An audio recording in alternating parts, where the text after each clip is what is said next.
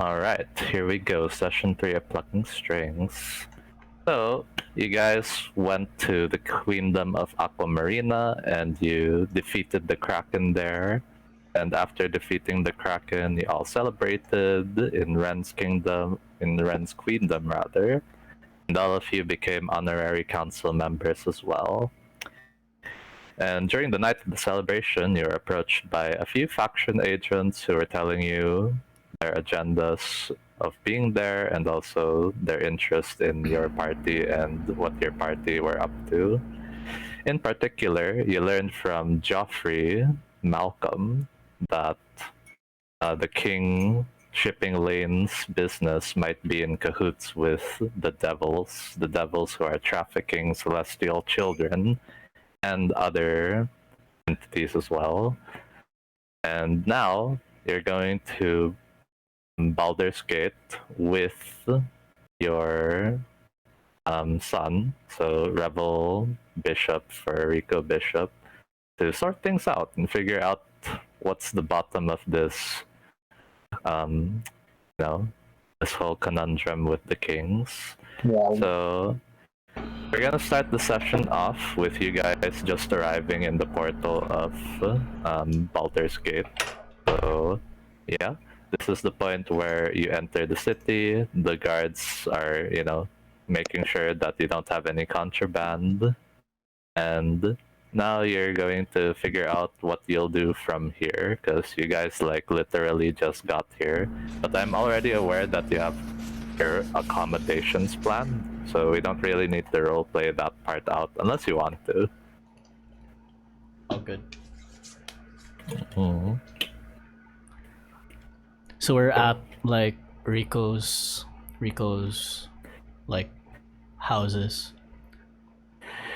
You can be right now if you want, so we'll say that you're in Rico's house right now. And DJ Ace, can you please play city music? Hi. Some city music. Electro dance music. Goddamn. Some EDM. Yeah. EDM. Alright. Sure, whatever floats your boat, guys. Whatever makes you think of the city. Alright, so yeah, you all are convening right now in one of Rico Bishop's houses. It looks like it's really more for leisure and function rather than form. So there's that. Obviously a red fancy house. Sure, describe it however you like, the interior. The interior, all you need to know is the floor is checkered like a chessboard, and there are red walls, and by decoration it's mostly swords and suits of armor around the corners, and maybe some paintings of my family and me.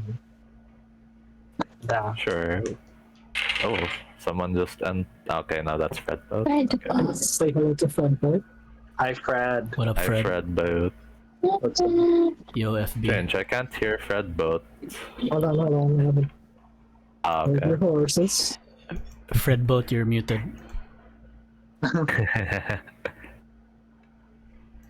Oh my, we can server mute him. Let's not do that. I don't. It's gonna get upset. It's gonna get upset. Okay, now I can hear it. Nice. Good choice, my dude. Good choice. By the way, I remembered last session that we do have the inspiration mechanic. I'll say right now everyone starts off with one, but to gain more, continue role-playing your characters, do some awesome stuff, and I'll try to be more rewarding from here on out. Yay. Yeah, and you can't carry more than 2 inspirations at a time, so be a bit liberal with using them. More than 20? That's cool. Aw. Awesome. Thanks, Chloe. Okay. Okay. Alright. Okay, so go ahead, you guys discuss amongst yourselves, or we can move straight to you meeting up with the kings or something. We can discuss a bit. I'd like to discuss a bit. The plan, right? Yeah, with the plan. Okay. So I start. Fun, gang. My plan is that I use a simple, use the most mundane solution and have the kings over here in, either in Am or in my citadel, in my church. Not many people are frequenting my temple anyway, so we could just use it as a convenient venue to meet with the kings, the king family, so that from there we can liberally, we won't have much problems using magic to uncover whether or not the king family are working with devils. So that is my idea. We invite them to a business summit and use the temple as a venue. And then from there, Kayou, maybe you can use some of your magics to make them susceptible to being charmed. And then, perhaps Wren, Dante, and I can cast enchantment spells on them. I plan to cast mass suggestion spells on most of the king family. I have a spell that could duplicate that spell, even though I don't have it. So yeah, that's Have my the command spell. Yeah, the command spell as well. yeah. Dante. So the plan is to for me to charm them, so that they're more susceptible to being charmed furthermore. You can charm them with whatever magic you have. And then Okay. whoever is able to resist it, leave it to the rest of us to charm them on our Gotcha. own. Mass charming. Yeah. Let's charm. But DM, I have a question. Is the anti-magic thingy, is that also placed in my own temple? Like there are patrollers walking around in my own temple, like policing people as well? Okay, so a bit of geopolitics here. So, Baldur's Gate, it has, what do you call this? A group of people who are known as, oh shit, what was the name? I have it here. Hell's Fist, was it? Oh no, Flaming Fists. There you go. Yeah, they have a group of individuals called the Flaming Fists, and these were originally mercenaries, people for hire, who served as guards during the time that Baldur's Gate was forming. But now they've become kind of like the de facto police force. So, Flaming Fists, the Flaming Fists, they work directly under the Council of Four. The Council of Four being the leaders of Baldur's Gate. Okay. And the Council of Four are also part of the faction called the Lord's Alliance. Yeah. So the Lord's Alliance interests is to make sure that people in the Alliance are able to be, number one, secure, and number two, that they're able to spread their influence around the place. So that includes your citadel, which is, geographically speaking, it's really close to Baldur's Gate. Yeah. So even though there's less of them there than in Baldur's Gate, that doesn't mean to say that there aren't any around. So there's that. Just keep that in mind. Okay. Is it possible for me, DM, as leader of the church, to maybe assign a few of my remaining followers to maybe distract any Flaming Fists nearby? They would be questioning why, but then, if you can convince them that it's for a good reason, probably, yeah. Yeah. But keep in mind, these followers are also people, and they don't want to break the law. Yeah. Yeah. I don't know, I'll probably pull rank on them and be like, if you do this, you'll go to paradise if you die. That's such a strange thing to say. I mean, we'll see when we get there. Okay, this is just an idea right now. Yeah. Okay. Alright. But yeah, there you go. That's like the idea so far of. Sorry, to give you context on your idea so far. Okay. So are we sure we're not gonna run into trouble with all this anti-magic stuff? I am pretty positive that the flaming fist isn't paying much attention to my temple. So I'm sure that we won't run afoul of them. Besides, you're just performing a song. It's not like they're gonna detect all that's magic we're doing from miles away. I would actually like to ask,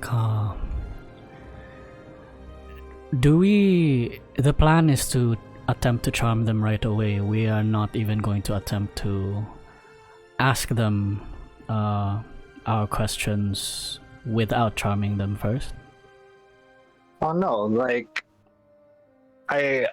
we're going to ask them the simple way first. This is what I'm discussing now is the plan B.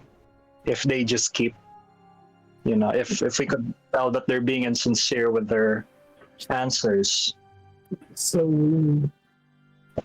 All right. just having a performance in the middle of a normal conversation. Okay. No, I guess See you guys. No, you save your performance for when plan A fails, when we simply ask them. got it. I'll Kai- take from your cue. Kayou, Yes. does your performance have to be does the casting of your charm spell need to be through a performance, or could it be in the guise of a presentation? Or I just need to perform.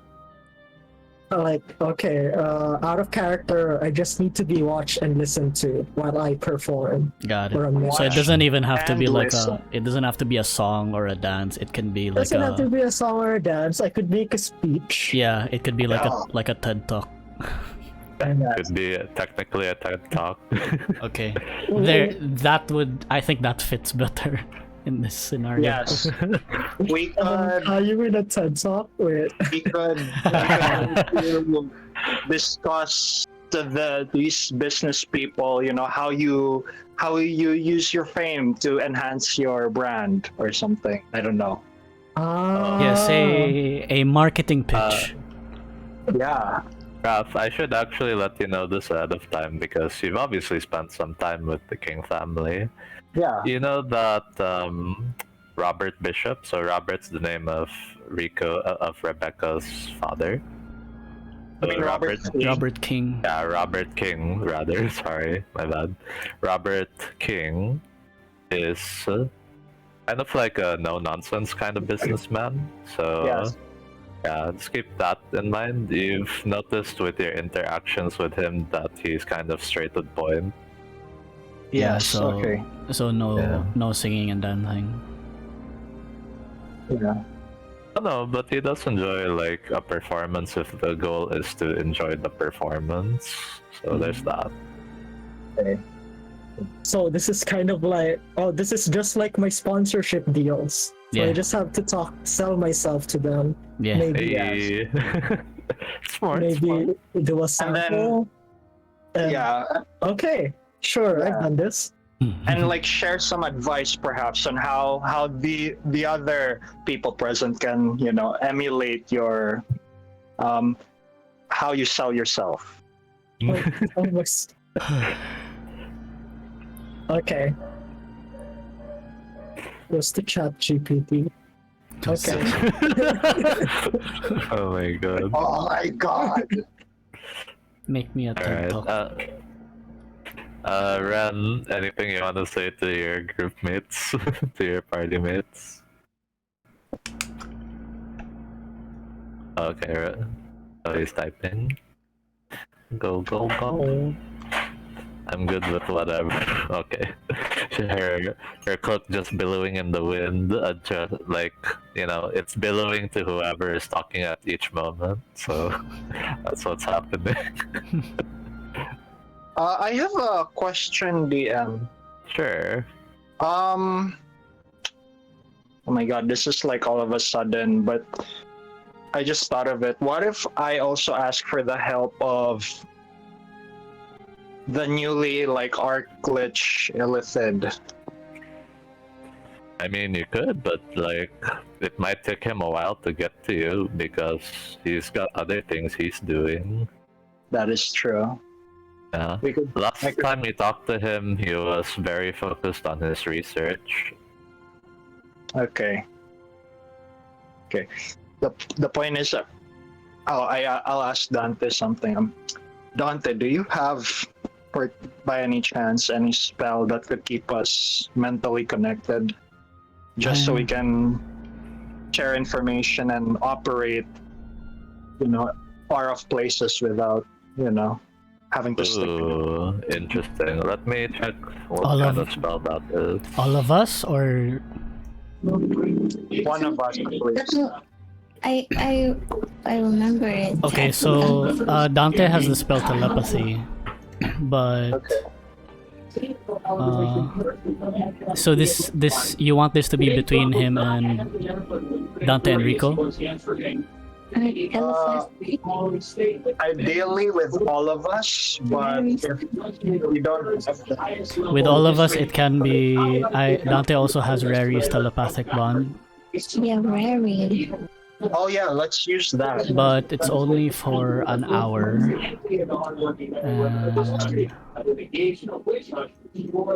Telepathy the communicate over any distance. So yeah. Yeah.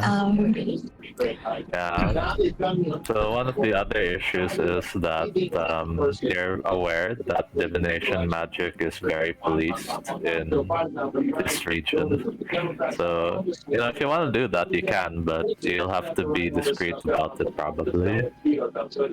Will they detect it if Dante casts it as a ritual instead of temporarily? It still will. If anyone has detect magic on, they will sense that there's a divination spell on each of you, if it's all of you who has it. Chloe, we can hear your TV or something. Yeah. Oh, oops.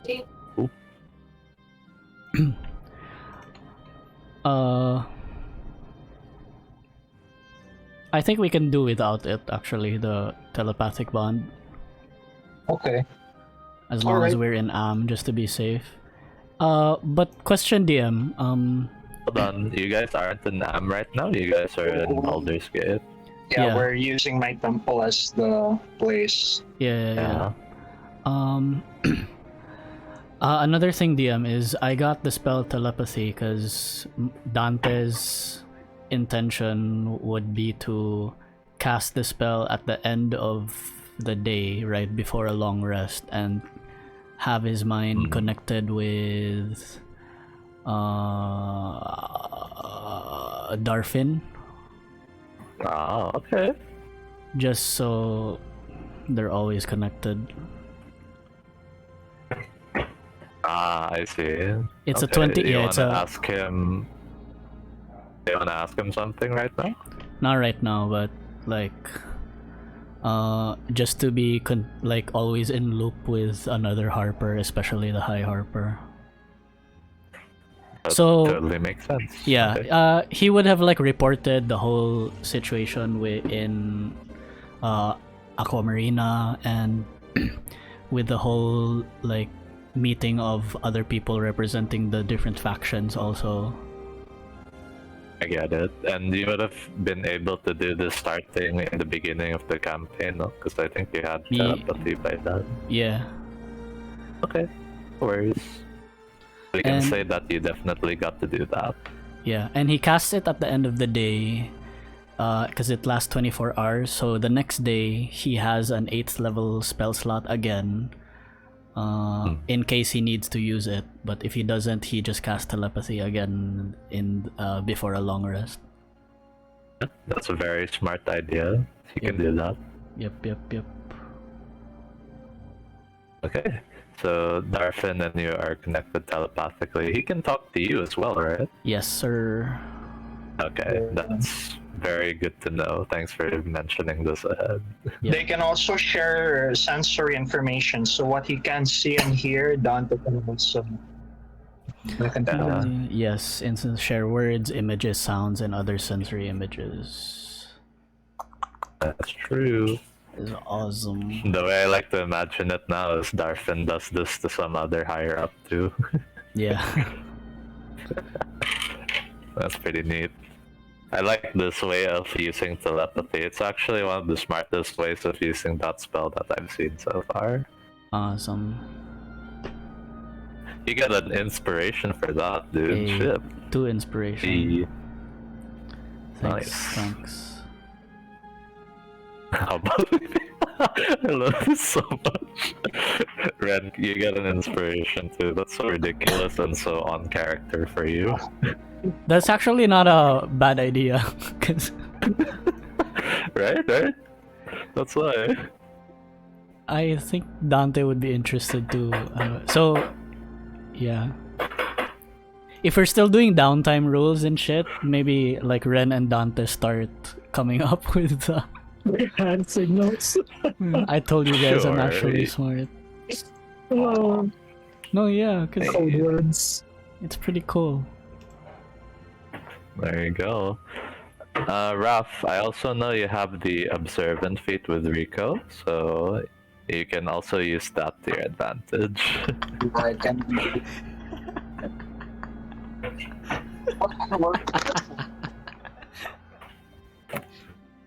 Oh my god. Oh my god. Abysmal. I imagine like Chloe, Ren mix up the like curse words and like useless words, but then Dante is doing the bulk of the, like and Dante's a polyglot. He speaks 1, 2, 3, 4, 5, 6, 7, 8, 9 languages. So Oh shit. including thieves can't. So How do you know Oh wow, things you learned can? thieves can't. Nice. remember when we had like downtime in like the first season and we had a lot of downtime? So Dante just learned a lot of shit. And I think the thieves can't also comes from the it does, yeah, I hovered over it. It comes from the Harpers. Yeah, there you go. There you go. Like thieves can. I thought it's like druidic where you can't just learn it unless you are. Unless you are an actual druid, right? Yeah. Apparently there are other ways, so that's news to me as well. There you go. Okay. Okay. Alright, so if you all feel ready, then we can say it's the next day now. Or do you want to discuss more? What's up, guys? On the next day, it's already like the business summit. No, not that. The next day, it's the next day, and then I guess my question as the DM is: are you going to try and talk to her now? Because like, what I noticed is no one has casted sending on her yet. Like all of you know her, so I'm wondering when you'll do that. I can say before the night ends, you can send casting so that you have a fresh slot. Who is Yeah, I wanna Who are we talking to? alert her to Rebecca King, Rico's wife. Alright. So Rebecca Bishop, you cast sending to her. Do you have a message in mind or just a general idea of what you want to say?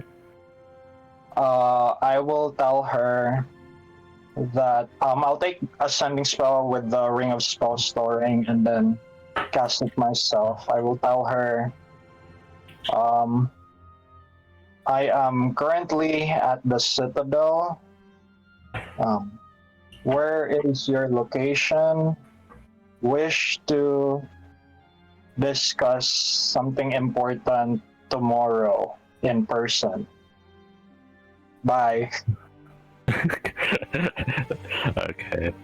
You're not like Ronin where he has to exo and use up all the words. Yes. There you go. Alright. What did I say? Sun casting? Cast sending. Casting. Oh my gosh. Anyways. So Rebecca, it's the evening, so I would think she would say her message would be along the lines of, I'll be having business meetings until the 10th of the Thorn. I can try to squeeze you in tomorrow, but you may have to join us instead. Oh shit. Okay.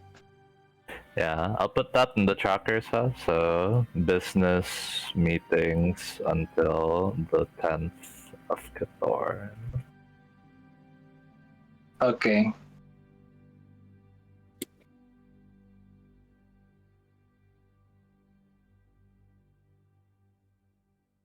Alright, you guys can discuss another plan or like basically figure out what to do from there. I would actually like to discuss with my party. I do need your opinion on a decision I want to make. So we are operating with the assumption that the King family might be in cahoots with the devils. And I mean, you've all met Rebecca, and I have reason to believe that she is either completely unaware or is forced to do so and is not, telling me out of fear for something.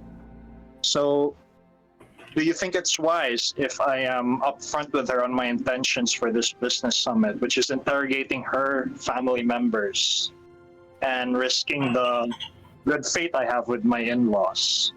Or do you want me to also deceive and keep her in the dark of what we plan to do? I think it best to keep her in the dark. Okay. Okay. Then we will do that.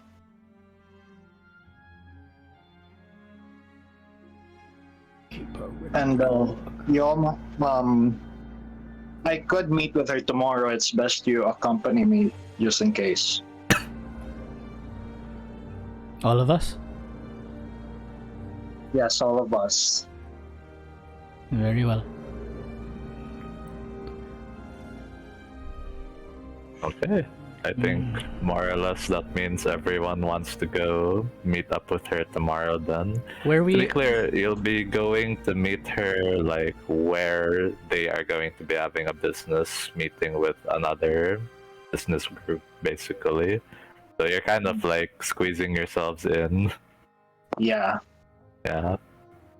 do you not think So- it'll be suspicious if all of us go to meet her, Rico? I mean, we will definitely accompany you to the place, but will we enter the same room with you, or will we just be around? I'd rather you guys be around while I discuss with her by myself. Yes, that's what I think. That's best as well.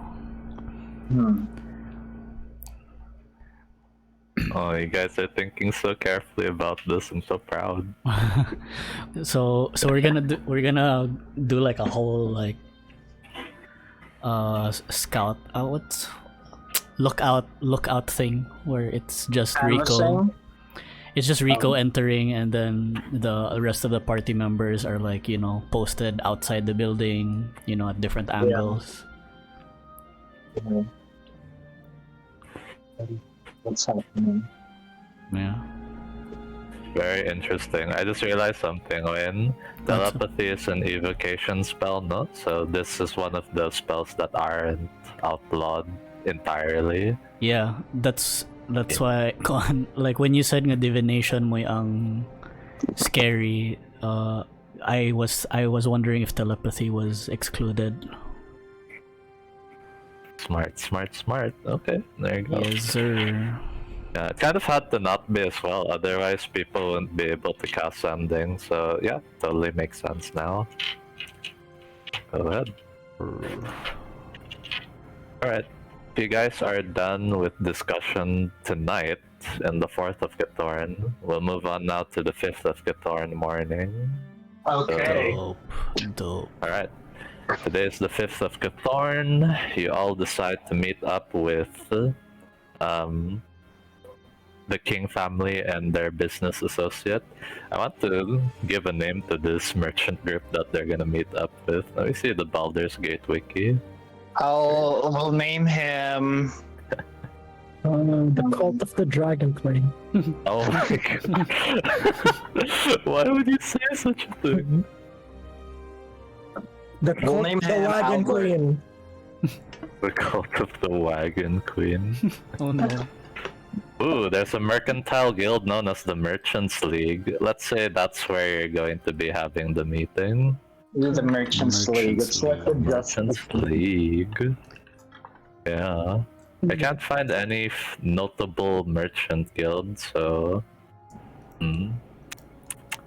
Okay, we can say the Horde of the Merchants of the Dragon Queen. Sure, why not? Wow. What a very poor choice of name.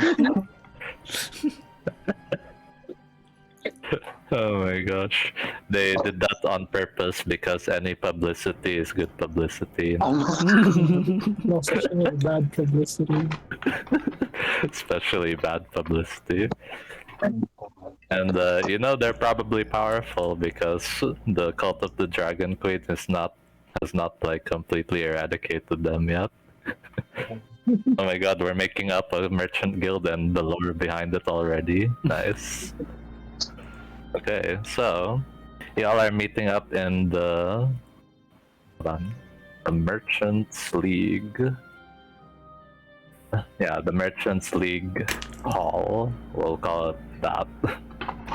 And then in the Merchants League Hall, you see Rebecca King, you see Rebecca Bishop, you see the King family. You know that the King family has 3 children, but you only see Rebecca and her mom and her dad.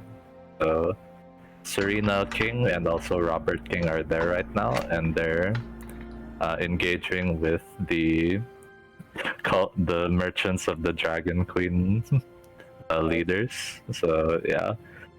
And then yeah, Rebecca notices you, waves, and goes to you and your party. And she says, "It's fancy meeting all of you here. And I see you've brought Rebel with you." Noticing Rebel, who's there now. Yes. I don't believe you would leave him in the place, right? Like, that's dangerous.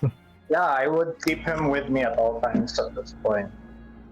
Yeah, okay. And then she proceeds to say, "To what do I owe this pleasure?" And kind of like trying to whisper to Rico, saying, "And you said you had something important you wanted to talk about." Yes, I do. While I'm still far away from them actually, as I approach the venue, I will be activating like Eldritch Sight just so I have detect magic on. Do I like sense any like magic or school of magic like as I'm approaching them at least? Before any of that happens, you know that the Merchants League Hall is going to be full of flaming fist people. So I don't know if you really want to do that, but you can try sneakily doing it. Do you want to do that? And you know, think carefully before you do, because if you get caught, that could be really bad. Will they detect it if I use subtle spell? They might, because you see, if they're casting detect magic and you have detect magic, then both of you will detect each other having divination magic. Okay. Yeah. So the act of using magic can be detected. It's not the casting itself they're checking for. So okay. In that And case, I also, will. and also, if there are any active effects on you. So in Dante's case, it's evocation with telepathy. They probably ask him about that, and Dante says, "Oh, just using telepathy to stay connected to someone." Then they'll be like, "Fine." Some Okay. shit like that. Wait, hang on, DM.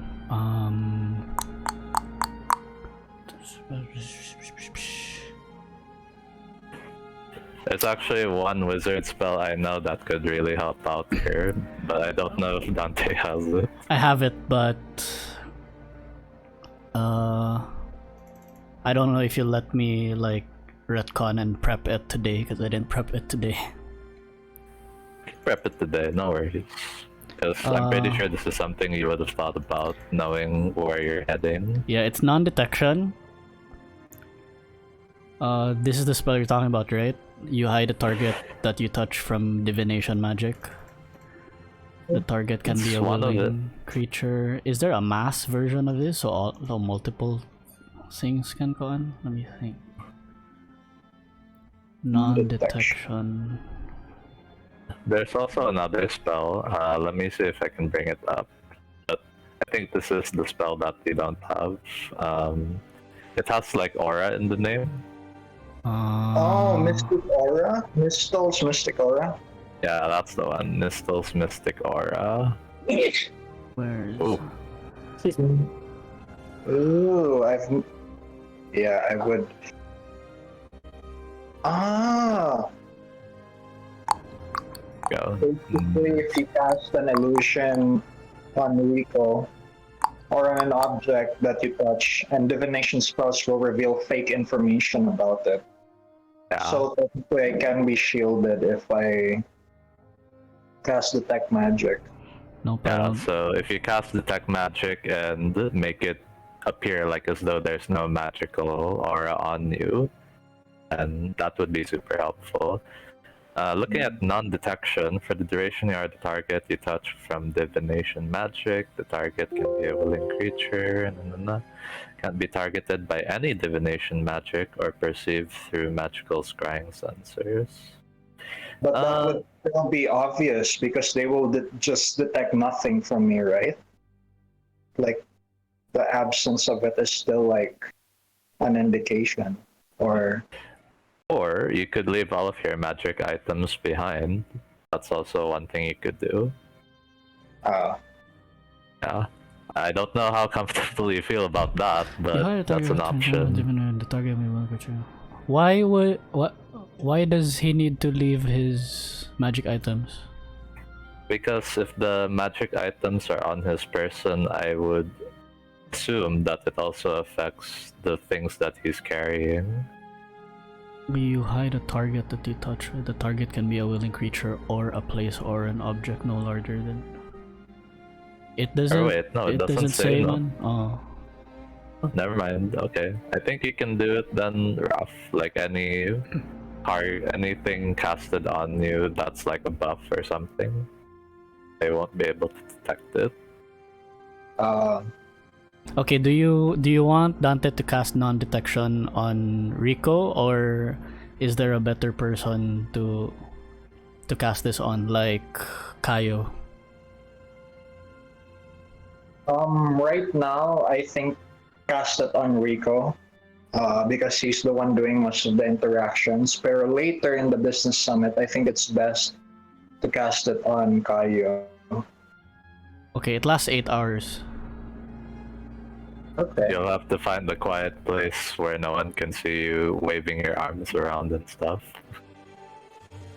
Would we be able to cast it like hours beforehand? Or approaching Hours beforehand? Surely, yeah. Surely you could do that. Okay. It has a duration of 8 hours, so I think you can cast it on all of you beforehand. Yeah, with the 8 hours, will that fit our meeting with Rebecca and the summit later? The summit still isn't like green lit yet. It'll be days after this. Days, right? Yeah, unless you can figure out what you need to know during this meeting. So that's also a possibility. It's a third level slot. I can cast it on Rico.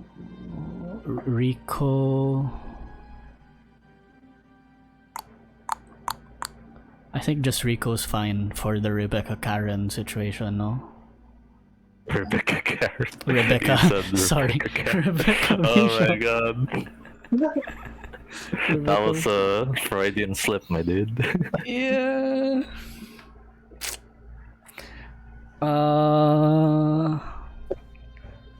You know what? Dante's just gonna go out, so he's gonna cast non-detection on Rico.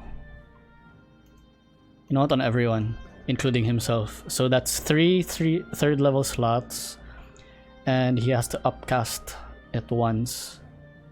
Can he do that? Upcast once, yeah.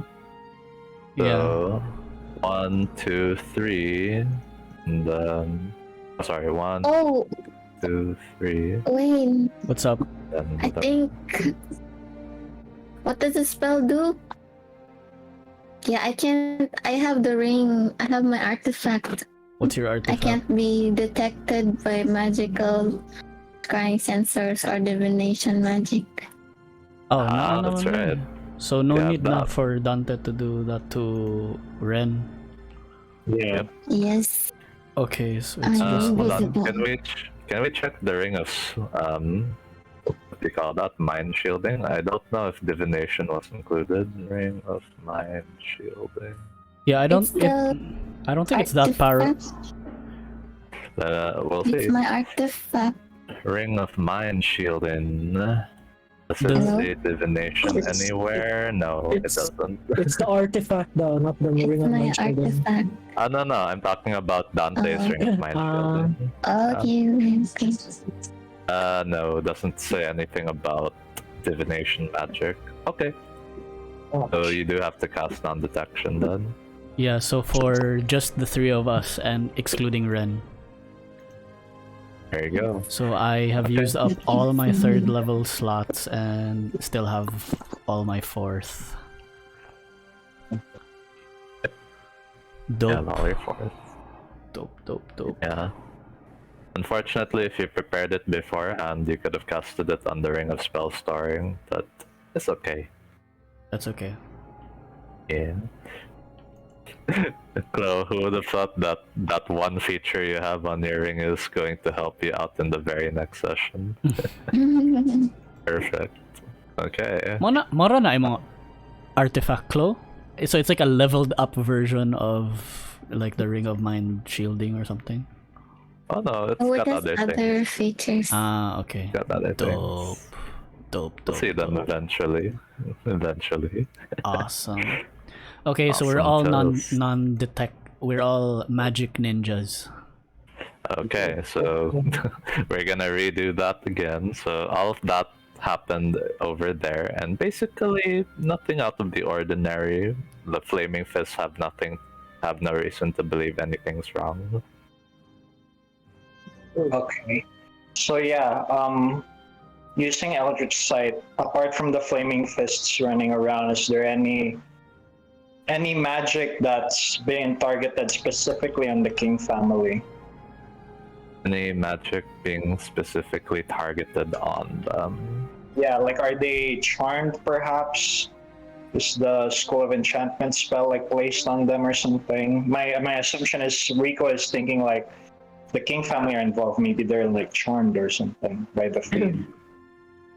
You don't seem to detect any magic like within them. You do detect magic that's like on some of the things that they're carrying around. You know, kind of expected as a family of importance. So, you know, that's kind of like the only magic that you detect. Okay. Yeah. While that's happening, to respond to Rebecca's question, I ask her, yes, I'm here to discuss something important. I recently, I've decided to throw a business summit in the next few days. Ideally, in the 11th day of Cathorn, when you and your family are free. My intention is to invite as many business people in Baldur's Gate so that we could exchange information and find a way to create a network of business people that could assist adventurers better to do their job in keeping Faerun safe. Because there's a threat coming, and it is best that I use the resources that we have to make sure our protectors are well armed with the best things that they can use. Then she kind of puzzlingly asks, "Oh my, another threat to the realm, is it? Yes. What is it this time?" We're not exactly sure. It's creatures from outside of this plane. So I decided, why don't we gather not just the King family, but some other business people that may have the resources necessary for us to make a helpful network for our protectors. And then she kind of like looks back to her father and mother talking to the like patriarch of the Merchant of the Dragon Queen family, or the Merchant of the Dragon Queen merchant guild. And then she's like, perhaps we can invite them over then. Yes, of course. Any influential business people it's better. Well, all right then. You said the 11th of Cathorn, right? Yes, are you and your family free to attend to it? We'll try to make time there. I think we were just about to have another appointment on the 11th of Cathorn, but we can save up the space for this one. It seems important. Oh, that's excellent. All right. Then I will see you, Serena and Robert, on the 11th of Cathorn. Oh, one more thing, darling. Where is this summit being held? Oh, it's taking place in the Citadel. I decided the venue would be more convenient if it was right near Baldur's Gate. It'd be a tad bit problematic if we did that all the way at home. I'll consult with Father first. I'm not sure if he wants to go far away from Baldur's Gate at the moment. But yes, we'll keep in touch, okay? Please use that spell that you used on me yesterday. Of course. And that's why I've been taking Revel with me everywhere I go now. I just need to make sure that he's safe. Whatever this threat is, it might make us targets as well, since I'm of divine blood, and so is he. You mean to say that these threats are after Celestials? From what I've heard, yes, a few Asimars were targeted recently. I see. Okay. And then she says, "Very well then. We'll try to meet you in the Citadel if we can. I'll give you an update. Hopefully later tonight." Right, excellent. Thank you. Alright, and then she says, "Perhaps I'll see you in the house over here in Baldur's Gate tonight as well. I'd like to spend some time with Rebel." Of course. He misses you. Yeah, and then she kisses Rebel's cheek and then says, "Be a good boy, okay? Follow your daddy." Then Rebel's like, "Yes, mom." There you go. She goes back to her business. Okay. Then I lift Revel and walk away from the building. All right. Dante, Kayou, Wren, anything you want to observe? It's like you could, while that was happening, you could have been doing other things. Yeah. Dante, wherever like the building Rebecca is in, Dante's like paying attention to other people around the building that also are kind of paying attention to the building, you know? Does that make sense? Like just to see if like anyone else is specifically paying attention to someone from the King family. Okay. Like suspiciously paying attention. Yeah, because like if for example shit hit the fan inside that building, would there be suspicious people around who would like rush into the building to, you know, go up to? Well, to be honest, the most suspicious Are people us? here in the building are you guys. Yeah, it's like, what are Okay. you guys doing here? But I understand what you're saying, so please make either investigation or perception, I guess, in this case. We'll investigate. Yeah, while you're rolling and doing your result, I'll ask Kayou and Wren what they're trying to do while you're here.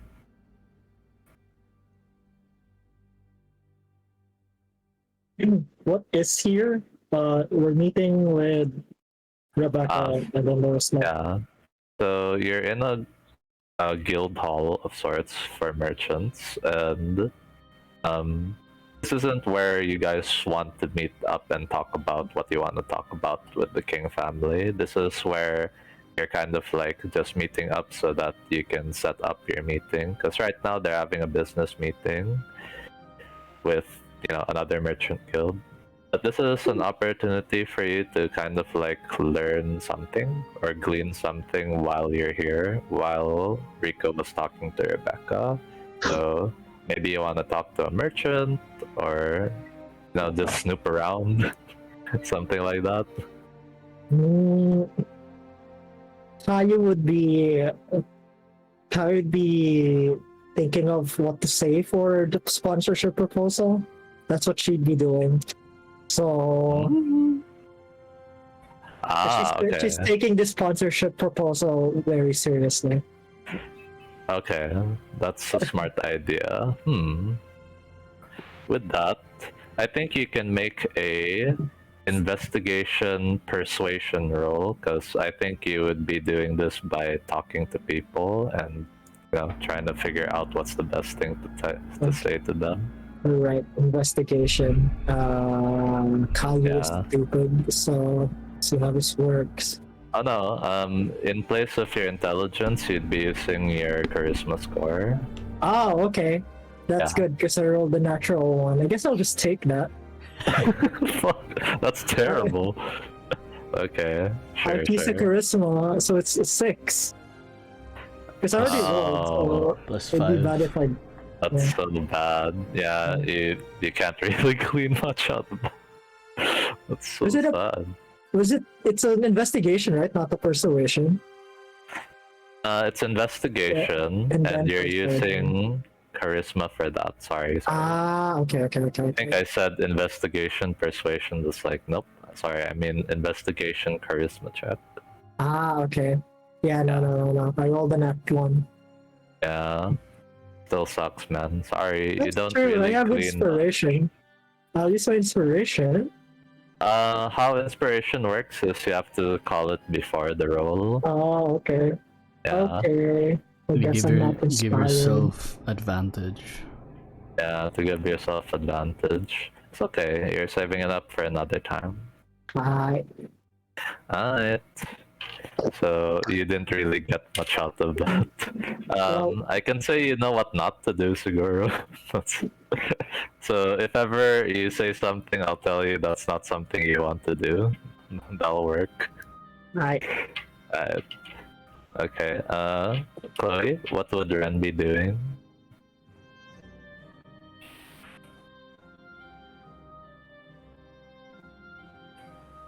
Red is pumping up Kayou. Kayou appreciates it. Wren is pumping up. Oh, if you're helping him out, I can say that you would have had advantage then. Oh, that's why I got in that one. It's okay, my dude. Try rolling again. We'll say that she Okay. was helping you. Alright, I guess I'll roll here instead. Alright. We'll say that red being like that is comparatively making you look better. Okay, so it's half proficiency. I'll still add my half proficiency, right? Just the only difference is I use my charisma. Yes. Okay, Go ahead. so that's a 7. Your half proficiency should be plus 3 right now, then. Oh, plus 3, so it's plus 8. Plus 3, then plus 5, so it's 8. It's a pretty good score, man. 16. 16. Much better. Okay, sponsorship. Well, each merchant is going to want different kinds of things out of you. Okay. So, no, in your case, or wait, I'm sorry, who's sponsoring who? You're gonna be sponsored by them, you mean? Yes. Okay. So, in terms of that, everyone's looking for different things. So, in the case of the King family, you kind of glean that what they want is more how do I say? They want songs about them and like tunes, so Oh. that sort of thing. In exchange, they'll pay you a fee for it. And then in the merchants of the Dragon Queen, they want like, I'm not sure what they want exactly, but they want something else basically. So that sort of thing. So you know how Okay, to okay. talk to them now. Yeah. Okay, thank you. Songs and truths. What has the king family been doing? Why do they want an image change? Okay. Not image change, I guess. Alright. Thank you. There you go. At least that's what you can glean from From that, okay. from talking to them, or at least observing what they're talking about. There you go. All right. Dante's. So that's it. Yeah, you got a 21, right? Yeah. So, Dante, what you're learning is who around here looks suspicious. He's also curious about the other merchant guild that the kings will be Kings are meeting. talking to. From your glance, they just seem to be a regular merchants guild. Like, despite the poor name choice, it seems like as though they're just honest to goodness merchants. Got it. They just have a bad marketing team. Yeah. The only suspicious person in your case, in your radar, I guess would be Serena King. Seems to be like looking around and kind of like, you know how someone is just making sure that no one is looking at their family funny, something like that? Okay. Yeah. That's what you glean from your investigation. Serena King. How is Serena? Does Dante know how they're connected to, how they're related to the other kings? I think that Rico would have filled you in on it. So Serena King is Rebecca King's mother. The mom. Okay. Yeah.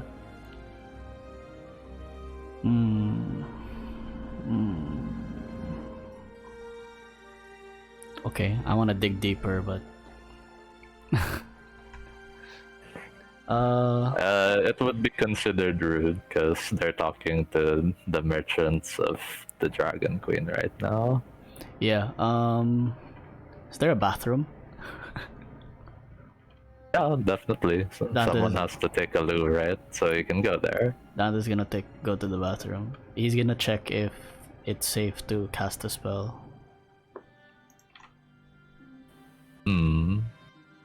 Within earshot. I will say that you probably enlist the help of Wren to distract any people nearby. You could certainly do that, and then cast a spell. Sure. So, what are you gonna cast? Dante's like makes his way towards the bathroom, looks over at Wren, and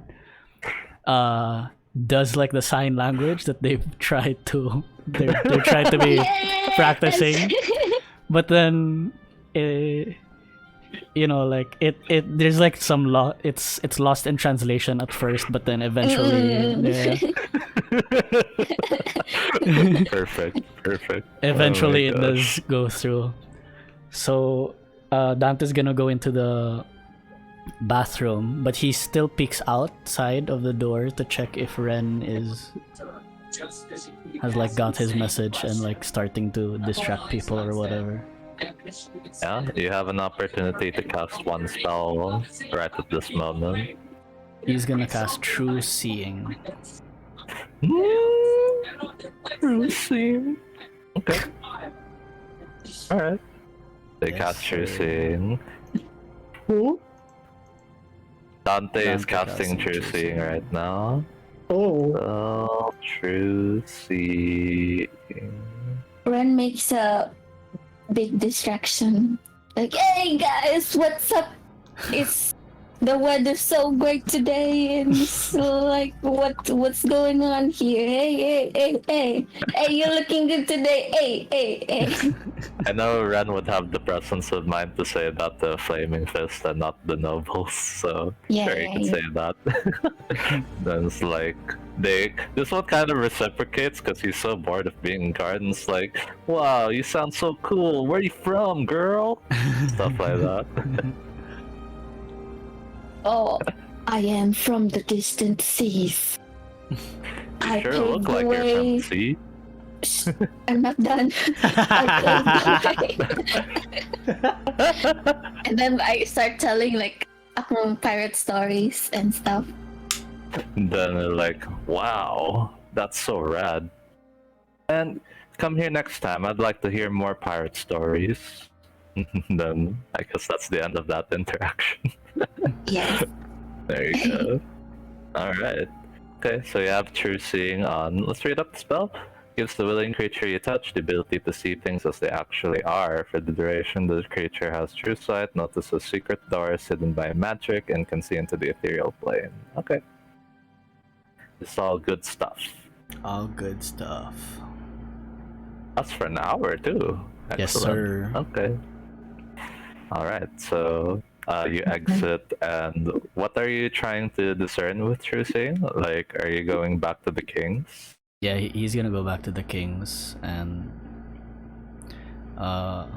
if there's nothing suspicious, he's gonna continue exploring the building a bit more. Okay. So on the kings themselves, there's nothing that you see that Rico's Eldritch Sight didn't already indicate. So, you see... No, you wouldn't be able to see, like, magical auras or anything. But you also don't see anything, like, deceptive in nature. Yeah, what you're seeing is as they are right now. Okay. On the other hand, you see something interesting though, but probably unrelated. Like, one of the merchants they don't look to be who they actually are. Okay. You know the creature called oh man, what's the tiger looking thing again? Got the name now. Tiger? Tabaxi? Yeah, it's like Leonin? a tiger. It's like a tiger with the inverted arms. I forgot the name of this creature now. Rakshasha? Yeah, Rakshasa. There you go. Yeah. Oh my god, Yeah. such DnD nerds. What the fuck? I'm so embarrassed. nerds. A bunch of nerds. Rakshasa. Yeah. So this one, I'll post a picture here. Yeah. So you kind of like see what seems to be like a Rakshasa amongst the people here. But then like doesn't seem like anybody really pays it mind. even a flaming fist who you're pretty sure had detect magic on, just passing through it, like, doesn't matter. Okay. Yeah. Kayou asked if Dante would have seen Kayou. If Kayou is in the vicinity, yeah. Do you want to describe what Kayou looks like with true sight lenses on? You see someone, I forgot how tall Yoon is, but someone like very thin, like almost underweight thin and deathly pale with like clear, it's like the eyes are all white and the hair is also all white. So basically someone very unhealthy. He's a lethargic changeling. Yeah. Okay. Dante doesn't react. I mean, it's new information to him, but he doesn't want to like cause a stir. Aww. But Dante, being as like, you know, thorough as he is, he will try to maximize his true sight and explore the building somewhere. Okay. You think that later on you see what seems to be a hidden door that leads somewhere. You're not sure unless you try to open it. But yeah, it seems to be there some hidden passageways from this building to some other place. If he is the entrance to the hidden door like easily accessed to other people, or is it like inside a corridor that no one goes into? It seems to be that there's heavy foot traffic going to and fro the place. You imagine that whoever is using this uses it when there's no one around. I understand. In that case, is this the only door? Is this the only passage? I would say that there may be two passages. Like, you had enough time, I would say, when Rico and Rebecca were talking. And then is it the same, like the other two passages have heavy foot traffic around them?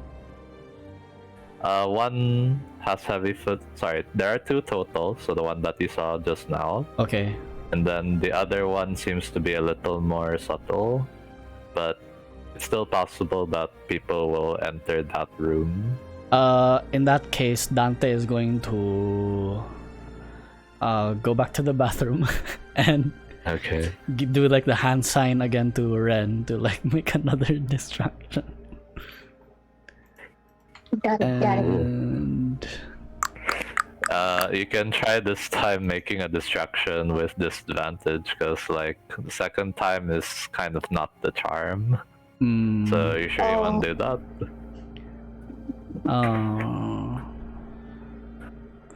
See, Wren gonna make a distraction. Yes. Yeah, Ren would have to do that one. It would kind of be either intimidation or persuasion with disadvantage. Intimidation. The spell I want to cast, DM, is Dimension Door, and it just has a verbal component. Yeah, and I understand that that's an issue because people might hear you say something in the CR, and then like all of a sudden you're not there. Yeah. In that case, can Dante leave the building straight up and like enter another building and that like a neighboring building, and then from the other building he teleports inside one of those secret passageways already? Sure, and you know, you have enough intelligence that I'm sure you would estimate it more or less all right. Yeah, and the how Dimension Door works is I just pinpoint an exact location, right? As long as it's within 500 feet. Yeah, you have no idea what's behind the door though, so just keep that in mind. There's a risk factor to Dimension Door as well. Let's read up on it. so that you're fully aware of the risks involved. Dimension door. Something about being shunted. If you would arrive already occupied by an object or a creature, you and any creature traveling with you each take 4d6, and the spell fails to teleport you. Okay, so it's not devastating consequences. I couldn't, like, since I could see through the secret doorway, I can see that it's unoccupied, right? Like there's a cavity inside it. Let's reread the spell True Sight. True Sight. For the duration has True Sight. Notices secret doors hidden by magic. I don't think it says you see through the secret doors though. And can see out into the ethereal plane all out to a range of 120 feet. To gamble or not to gamble. The door isn't like illusion magic per se. It's just like hidden by magic. Okay. In that case, do I want to risk it? I mean, the other option is we wait until like nightfall and then revisit the place again. Yeah, I mean, just to be clear, this might be completely unrelated, so, there's that. Okay. Yeah, Dante's just being thorough. Yeah, no problem, I understand. I'm gonna wait to regroup with the rest of the party first and discuss my findings. Although he will keep the whole Kayou situation a secret. Okay. There you go. Yeah, Dante figures there's a reason why Kayou's keeping it a secret. And I don't know, like, are changings in Faerun like I don't know, like frowned upon or judged harshly or like treated poorly? The thing is, most people in Faerun don't know a changeling personally. Okay.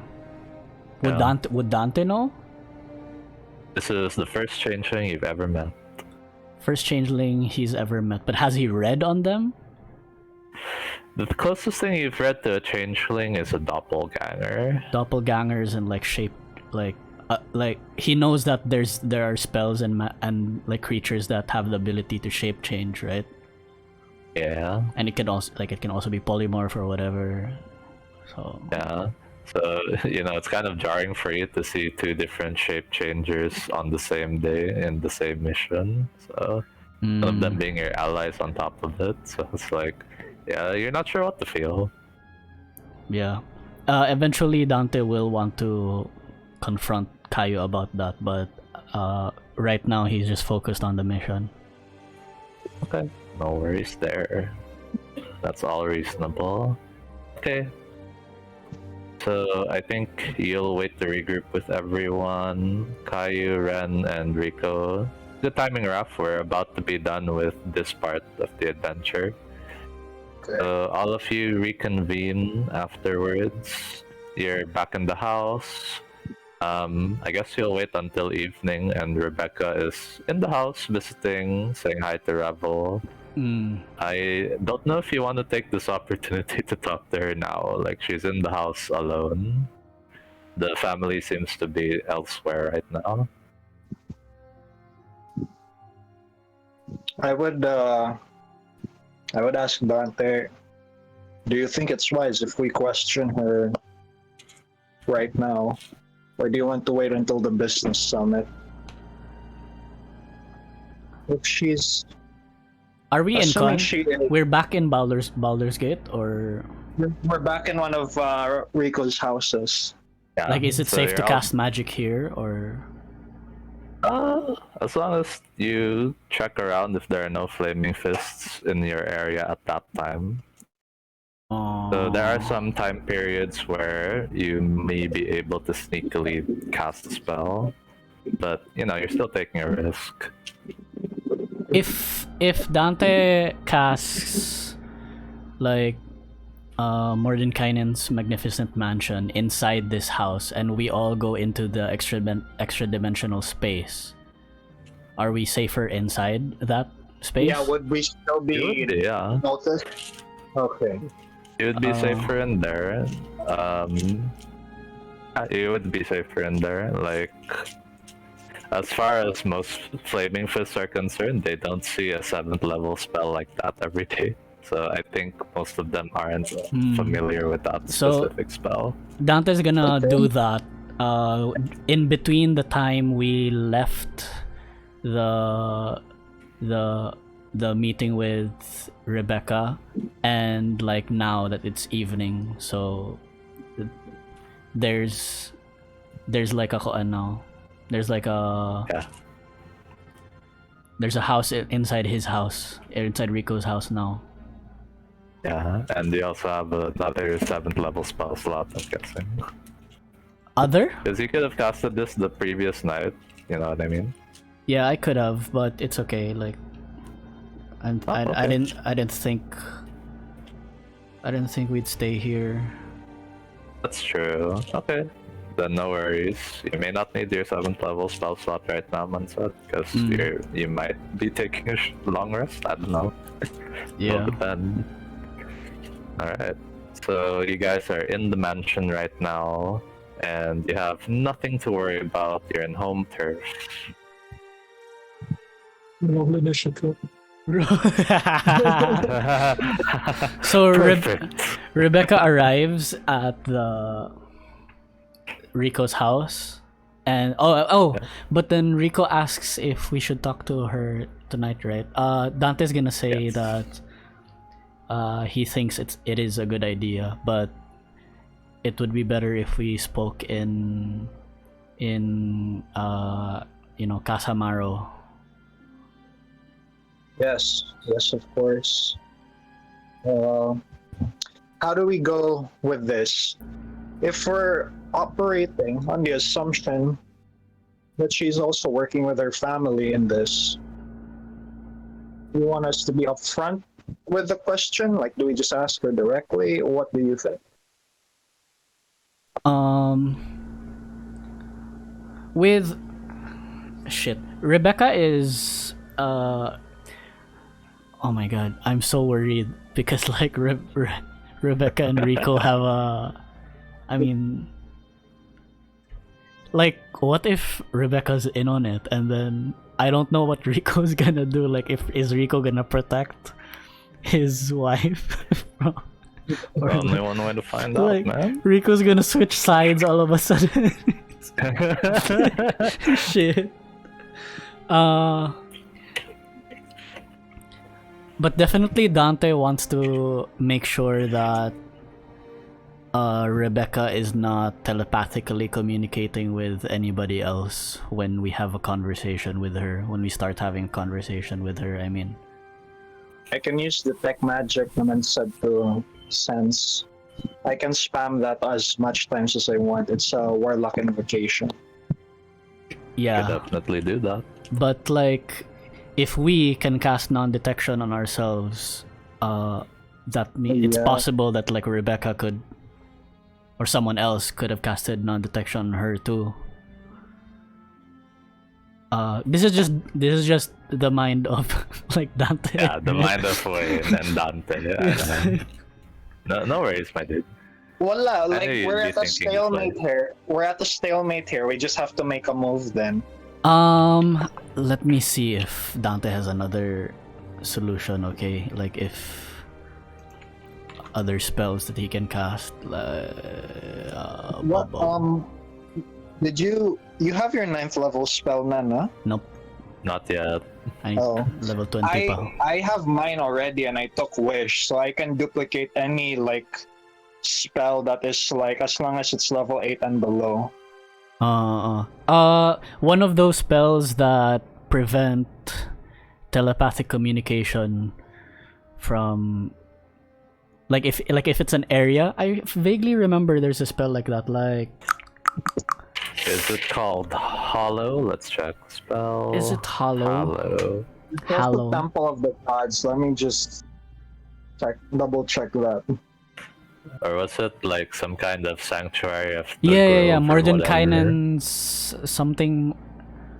Shit. Mordenkainen Sanctuary? Is it? Spell. More than Canaan's sanctuary.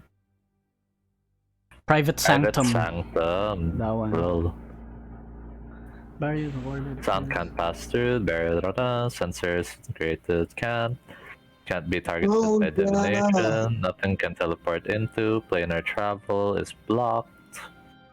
The fourth level spawn. But telepathy can still. Still can. One of the restrictions of telepathy, though, isn't it? You have to be on the same plane. Let's check. Planar travel is blocked. With telepathy. Telepathy, they have to be on the same plane of existence, so you don't have to worry about that spell particularly. That's Because we're in the extra dimensional space, right? Exactly. Brilliant. Okay. Dante's fine. Dante's comfortable with everything now. This is Dante, but I know it's also Wayne talking. There you go, man. Self-conceit. I told you there was nothing to worry about, Dante. I told you. Oh my gosh. Okay. Alright, so Okay, so are we doing this? Dante tells Rico that he would prefer us to have a more upfront approach, but with the subtitle that, like, you know, we're not gonna attack you if you're on the wrong side. Like, oh my god. like still be nice and still be, like, you know, supportive. Yes. And whatever. Yeah. You. This is the mother of your child, dude, of course. Yeah. Rico. Imagine like Rebecca's like, yes, I'm with them, and then Rico's like smites her on the spot. And then Rebel is watching too, like, Daddy, what are you doing? All right. Oh wow, that's gonna be so traumatizing for the boy. Let's not do that, guys. Come on. I'm gonna have a son too someday. Jesus. I don't want to roleplay this. Or a daughter, yeah. It could still be a daughter, but it was like determined to be a son according to the doctor. Oh, Yes, Yeah. sir. gender reveal. No gender reveal. Wala. Who cares, Okay. man? We already know Very the boys. casual gender reveal. You know. I didn't you know. Oh, You what? didn't know? I think I put it in the Yeah. chat. She's What's not in the the. chat? She's. I didn't. Is she in the It's Facebook cool, in the it's cool. Messenger group chat? Yes, Yeah. yes, so. Oh, it's there, Chloe. Yeah. It Oh wait, passed by me. backlog. Look through the Sorry. Taas bitaw kay to Chloe. so- Nag-talk it's pa so me far about. now. Nag-talk Yeah. pa me It's about alright, I forgot. baby names. Yeah, Leon. I think wala ko kakuan ato. Like more ko. Yeah. I thought you were just talking about baby names, and not like gender. Okay. If I see you reacted to the message, well, Maybe I just forget. yeah. That's cool. Don't worry about it. All right. Don't worry Back to about the game. Back to the game. Anyway, I'm sorry. I forget. I'm red right now. I'm not that smart. It's cool. Don't worry about it. Okay, so everyone wants to enter the mansion. Yeah, in Rebecca's case, she's intrigued that you're inviting her into the mansion. She thought it was a very personal space for you. So she's kind of stoked that she'll be in some kind of extra dimensional space. So Wasn't she there before though in the last like session of season 2?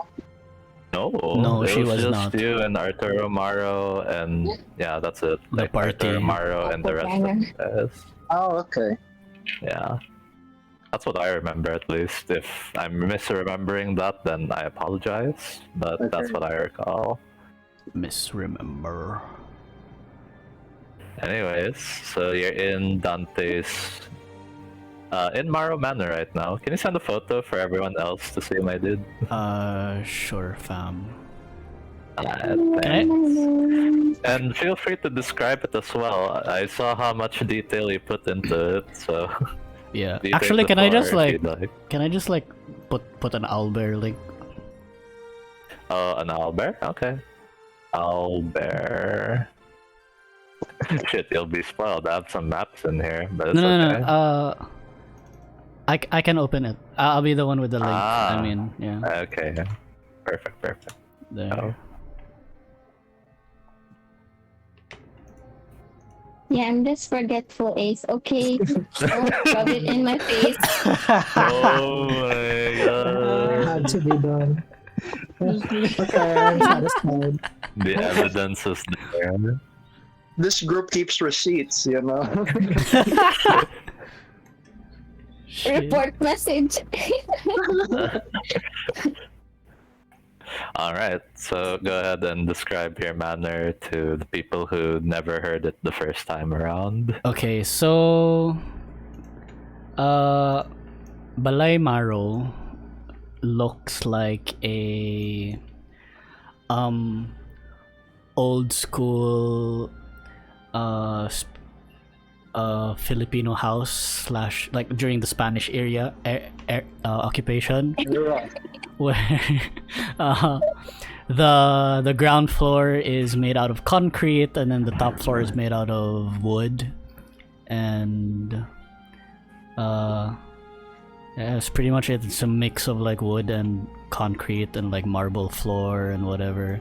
When you enter the house, there's a staircase that greets you, so it's like foyer area. On the left side is like a music room with a harp and a piano and other instruments. On the right is like an office space, and the room behind the office space is the living room with a Filipino sungka game on the table. Oh shit. Across it How many is floors? it's 2 floors. 2 floors. 2 floors. Across it is the dining table, and in between these two rooms are connected. Oh shit! Wait, let me. Hang on, sorry, because the OBS I wasn't showing it on OBS.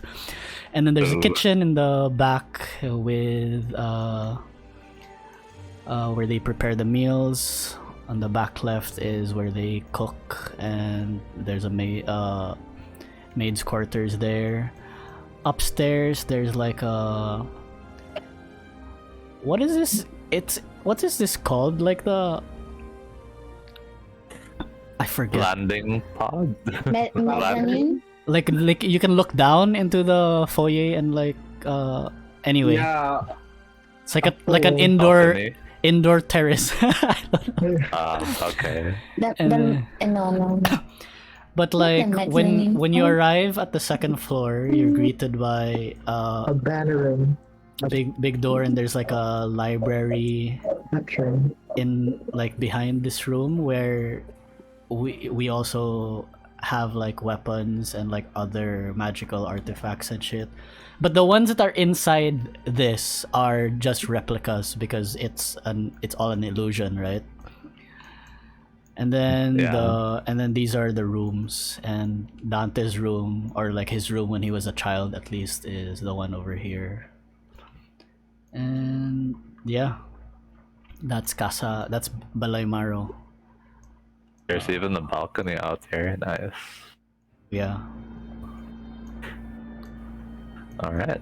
Welcome to Balay Maro from Dante Maro. Right? And then Rebecca Bishop and Revel are kind of stunned that this place looks so marvelous despite how quaint it is, because they've been in mansions and other places before, so it's like they're still impressed. So they're like, I like what you've done with the place. It's very splendid. And then Revel's like, this place looks really nice, but it's kind of small, isn't it? And it's like, Revel, don't say that, darling. And then Revel's kind of like exploring the rooms, playing around with stuff. I guess he wouldn't be too worried because most of it are just replicas. Yeah, they're not real. Yeah, okay, there you go. Alright, and then while Revel is busy doing that, she says, well then, I guess I'll be staying here for a couple of hours. Just wanted to talk to Revel. Yeah, that's her agenda, by the way. Like, she didn't come here to talk to you per se, so you're gonna have to make the move now if you want to. After seeing that, Dante wants her to spend time with Rebel first. Aww, there you go. Okay, so yeah, she's spending time with her. Tries to go to the kitchen to make a snack. She's a bit confused that there are servants, because there can be servants here as well, right? There can, yeah. So kinda like, yeah, it's all. I mean, she's been around Rico and seen his magic, but then she's never seen something quite like this yet. So she's really impressed. Like, I wish I studied wizardry. Yeah. I tried to impress Rebecca with my magic. Yeah, you can do that as well. So you're showcasing her your magic and the billowing cape. Yeah, I fly Rebel. and then summon lightning and thunder inside the mansion. Oh shit! And then she's kind of like holding Rebel for dear life because like fucking lightning. It's like, oh my gosh, whoa. Rebel's just eating it up though. He's like, wow, do that again, do that again. I'm just flying around the mansion. I'm a better magician. There you go. Then yeah. Wren and Rebel are playing a little bit. Rebel tries to like take your billowing cape and tries to put it on himself. Oh, So I it's make Rebel fly so that we play tag while flying. Wow. Sure, there you go. It seems dangerous. There you go. Alrighty. Okay.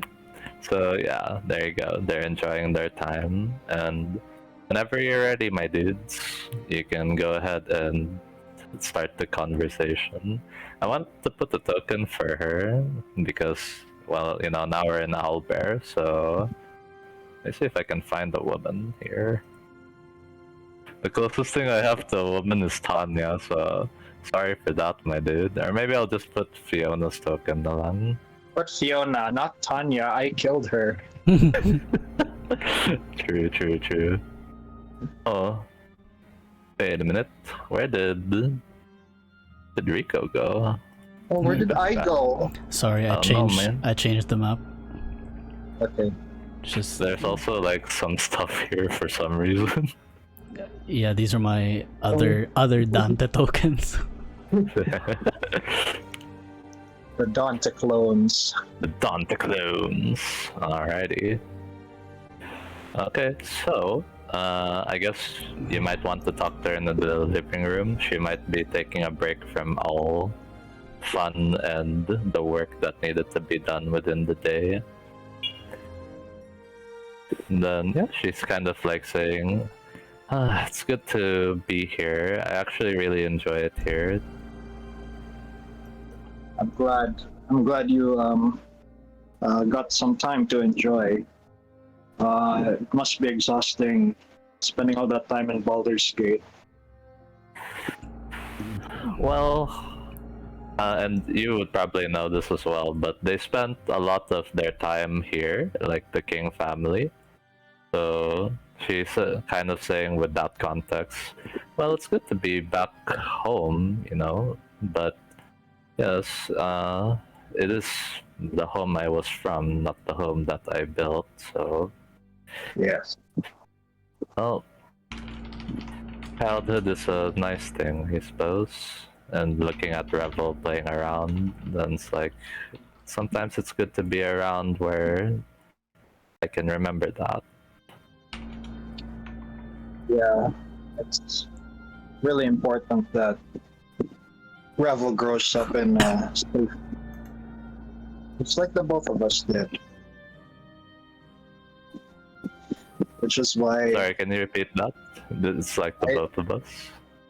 I told her that it's really important that Revel gets to grow up in a safe place, just like the both of us did.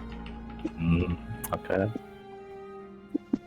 Which is why there is something that I need to bring up, and something that I'm hoping you can help me basically uncover and solve, because when I was away, I received news from, that was the Emerald Enclave, no? It was the Order of the Gauntlet. Joffrey Malcolm? Yeah, Order of the Gauntlet. I received information from a man named Joffrey Malcolm from the Order of the Gauntlet, who has made some alarming accusations. He said that a few Asimars were taken, and the vessels that were used to capture those Asimars, they say it's connected to King Shipping Lane, which is a very concerning accusation, but it is also something I just can't ignore, considering our son is connected to the King family. Is there any suspicious activity that you have noticed in King Shipping Lane? Okay, hold on. Let me process all that. So, oh, is there a change of music? Yeah, I'm changing it because Perfect.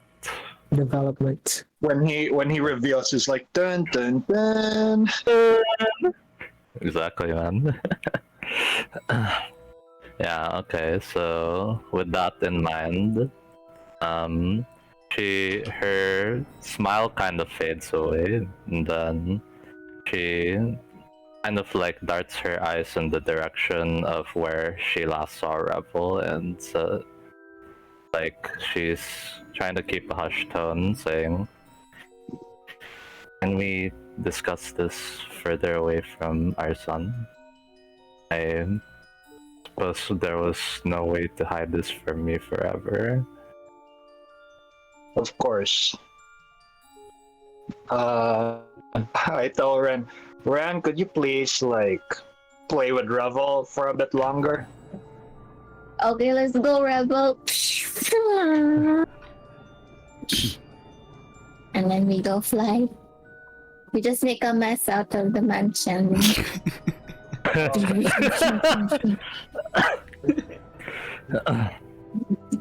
Rebecca just says, "You have very wonderful friends."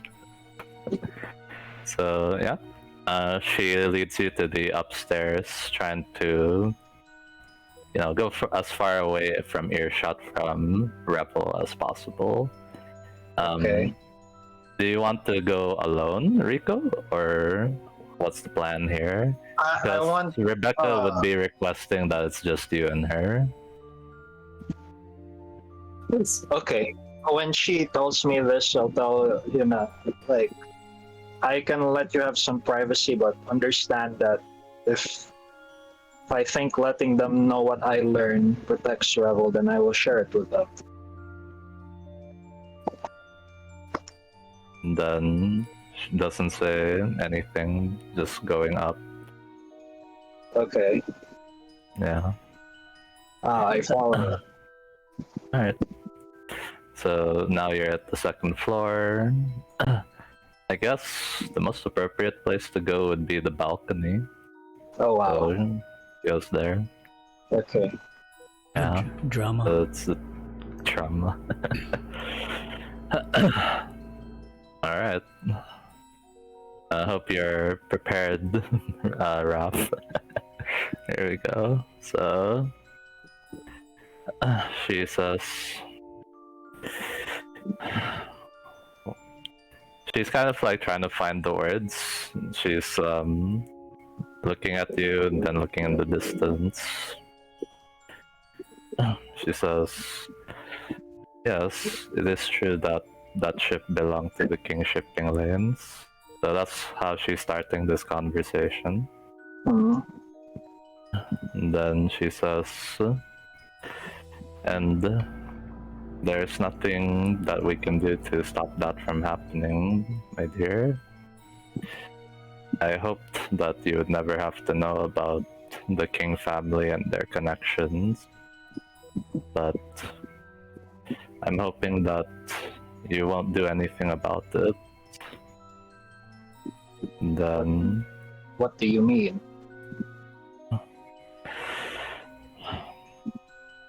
oh, hold on, let me read what's going on here. During okay, magical servants, clean up everything.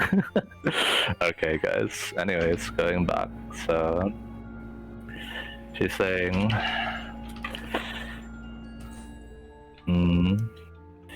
she's thinking about it, and then she mutters under her breath, I suppose the contract didn't say that I can't speak about it. And then she says to you, well, dear, I guess we should start in the beginning. The King family, we have a contract with the devils, and it entails everyone in the King family. Everyone in it is involved, including our son. Mhm. Yeah. Do you want to say anything before she continues? I asked, what does the contract entail?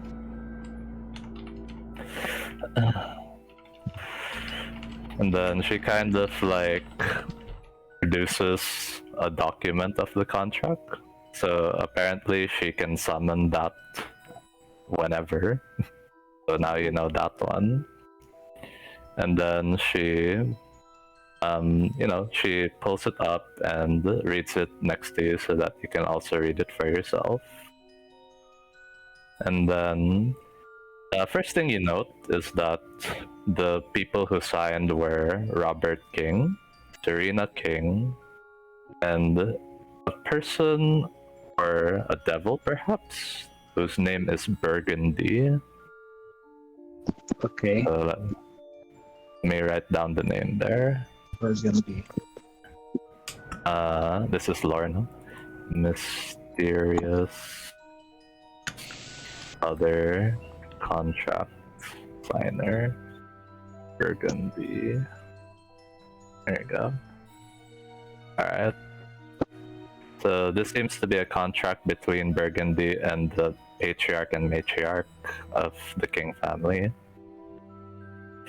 And upon reading it in its entirety, because it's a long-ass document, so I'll just oversimplify what it's about. The stipulations of the contract are very simple. It's as follows. To oversimplify and summarize it, the King family, after signing the contract, would no longer have any more fertility problems in the future for all generations to come. Furthermore, the devils of hell will provide protection for the King family relatives no matter how far off the family tree, provided that it is a blood relative. So based on that, it seems like anyone who is a blood relative of the kings will be protected by devils, even Rebel.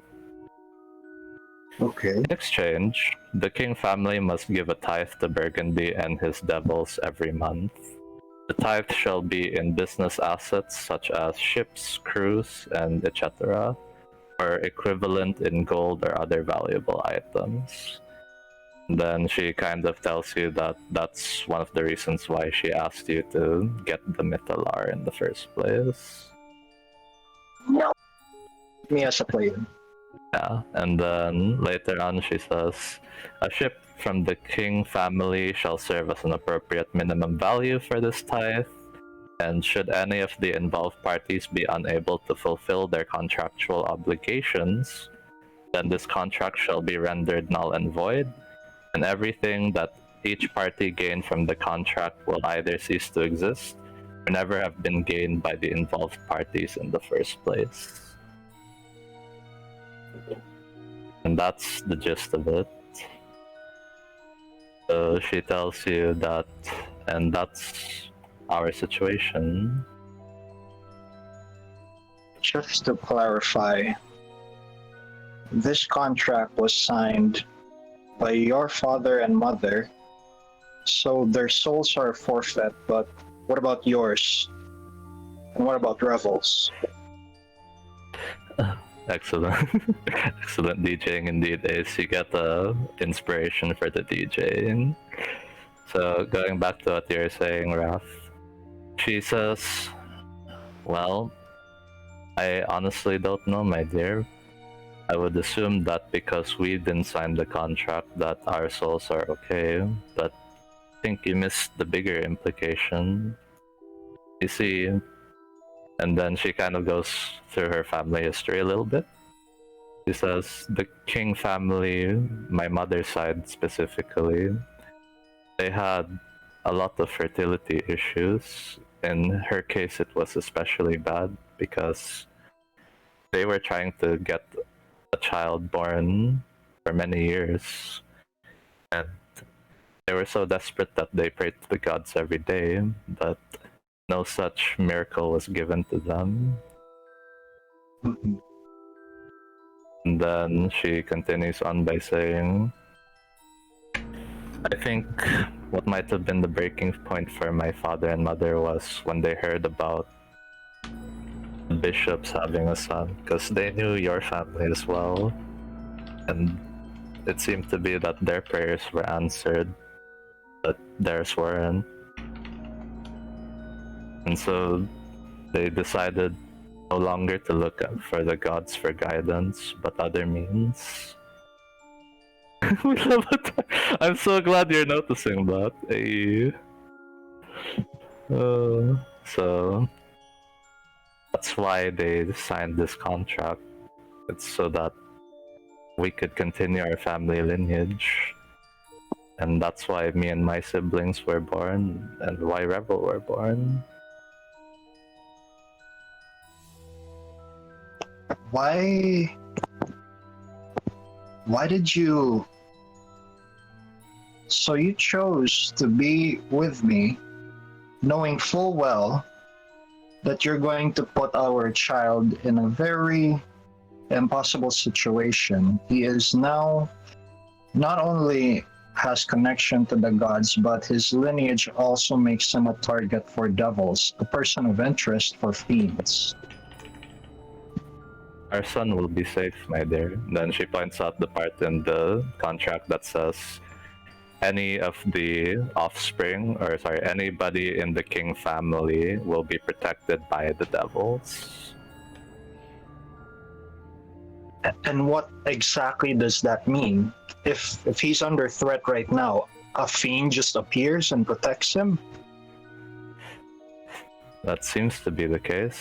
It happened with my father and mother at one point. This was some time ago before I was born, I think. Apparently a fiend, a devil, a very powerful one at that, just appears and defends them. Luckily that's never happened to me and Rebel so far. Wren.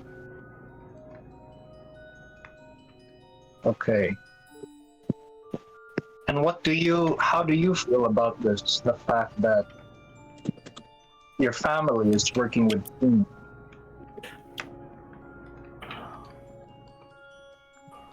I don't know what you're trying to ask me, my dear.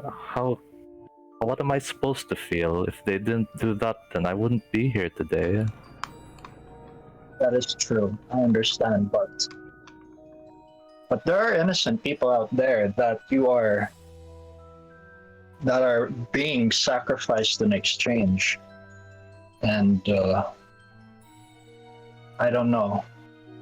That doesn't sit well with me. I'm not saying that you should surrender all that you have. I'm just saying that I don't like the idea of... You don't like the idea? I think I didn't catch that last part. You don't like the idea? I don't like the idea of innocent people being harmed for the benefit of like a small group.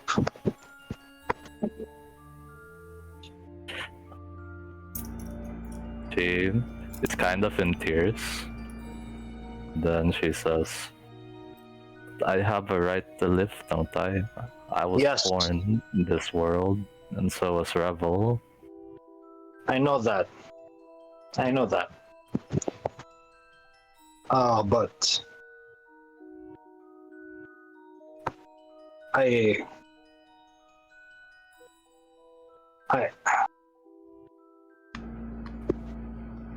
understand what your parents did. The gods tend to ignore people's prayers. They can't attend to all of them due to personal reasons as well. But if we find this demon Burgundy and destroy him, will it free your family from the contract? Well, that's the trouble, my dear. If either party isn't able to fulfill their part, then both will lose everything. And then this is the part that she's really afraid of. That might mean that me and Revel would have never existed. We might never have met you. You would have never known us. And she doesn't know how to explain it, but she's really just afraid that she might cease to exist, and Yeah. everything in the world will be completely rewritten, like as though they never existed. Then she says that I don't want to be forgotten, my dear. All these memories that you and I and Revel have had. I understand. I have suffered that as well, being forgotten. And it is a terrible thing. So it seems we are locked in a stalemate then. And then she says, that's my predicament, my dear. I've been thinking about how we can reap all the benefits without having to damn our souls, but they wrote the contract so robustly. Then she just tells you that honestly, the more I thought about it, the more trapped I felt. And at some point I just gave up.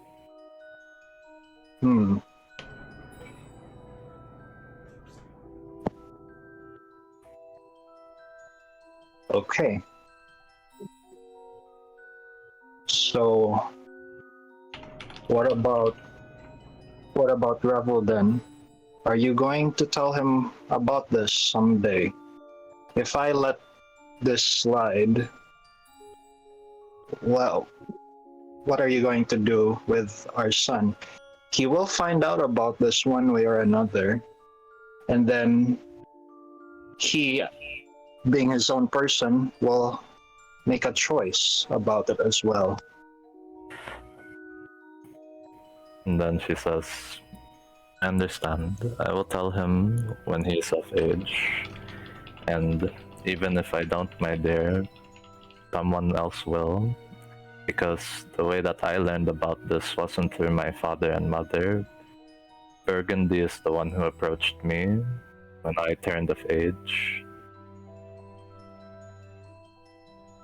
So Burgundy could show up to Revel one day. That is the last thing I want. I want our son far away from these fiends, which is why I've spent so many years fighting them. And then she kind of like, it's a self-deprecating remark. She says, you really lucked out when you chose me, huh?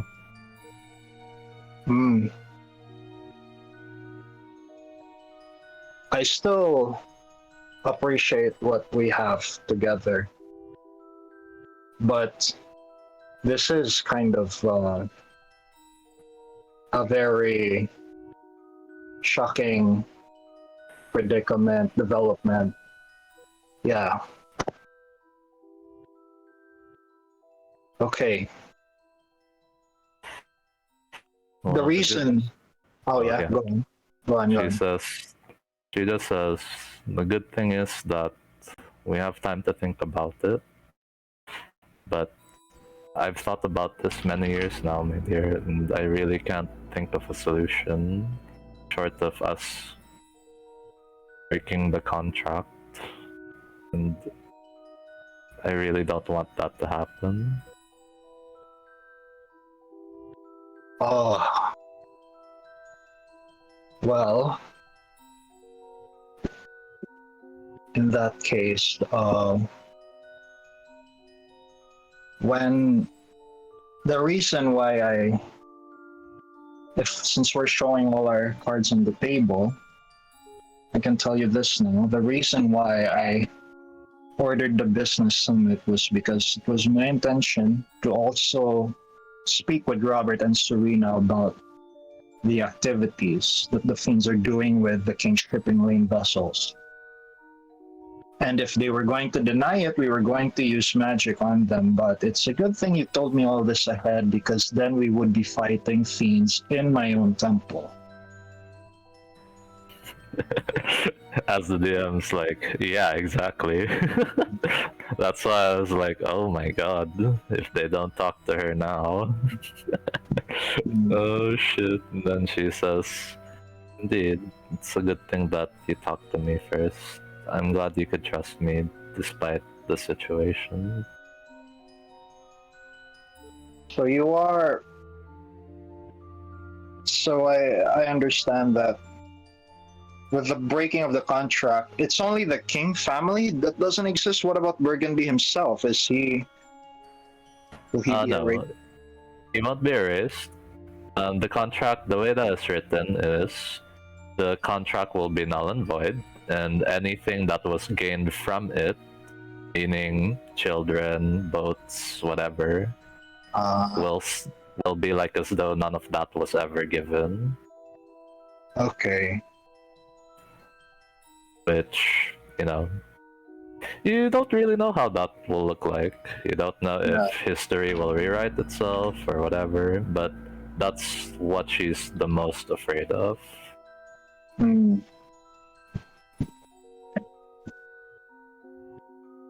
Okay.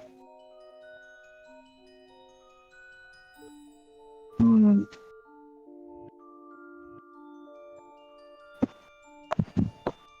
There.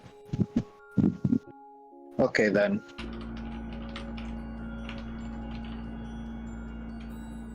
Are you going to tell your family about what we've discussed right now? She says, as far as they're concerned, they don't want anyone to know, but I didn't want to hide it from you. Okay. If you talk to them about it, they will deny it, and they will continue to try and put pressure on you to stop talking about it. I don't intend on confronting them about it, and I'm hoping you won't tell them about it. I believe that would be in all of our best interests. Hmm.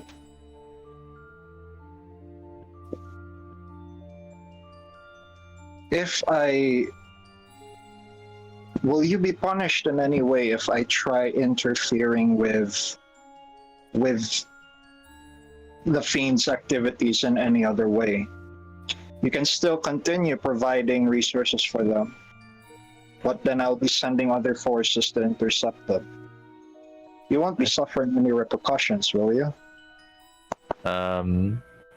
You already know the answer to that question as Rico and as the player, because that's exactly what happened in Season 1. You completely wrecked their shit. Yeah, so she just reiterates that, well, that thing that you pulled off 6 years ago? Yeah. About 6 years ago. Well, I'm still here. So that should be a good thing. I see. Okay then.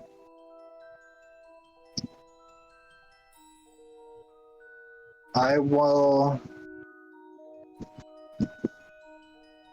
am going to continue doing that, intercepting the fiends that are using kingship in Lane.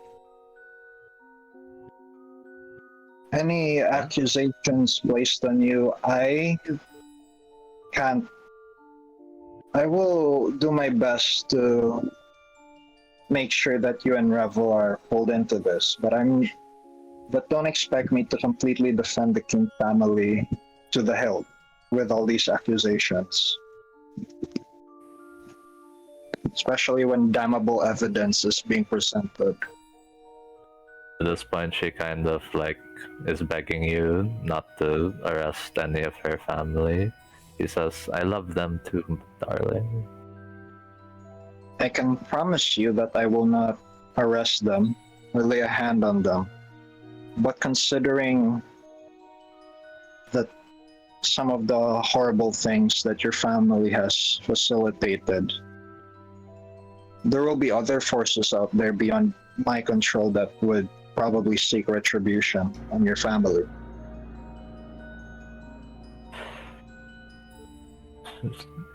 She's also feeling trapped again, and you're familiar with how she behaves when she feels trapped. She kind of like has a hard time breathing, and she looks like she's super stressed out and shivering.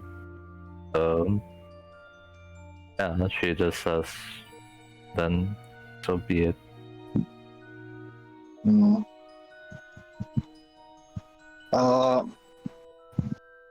It's okay, Rebecca.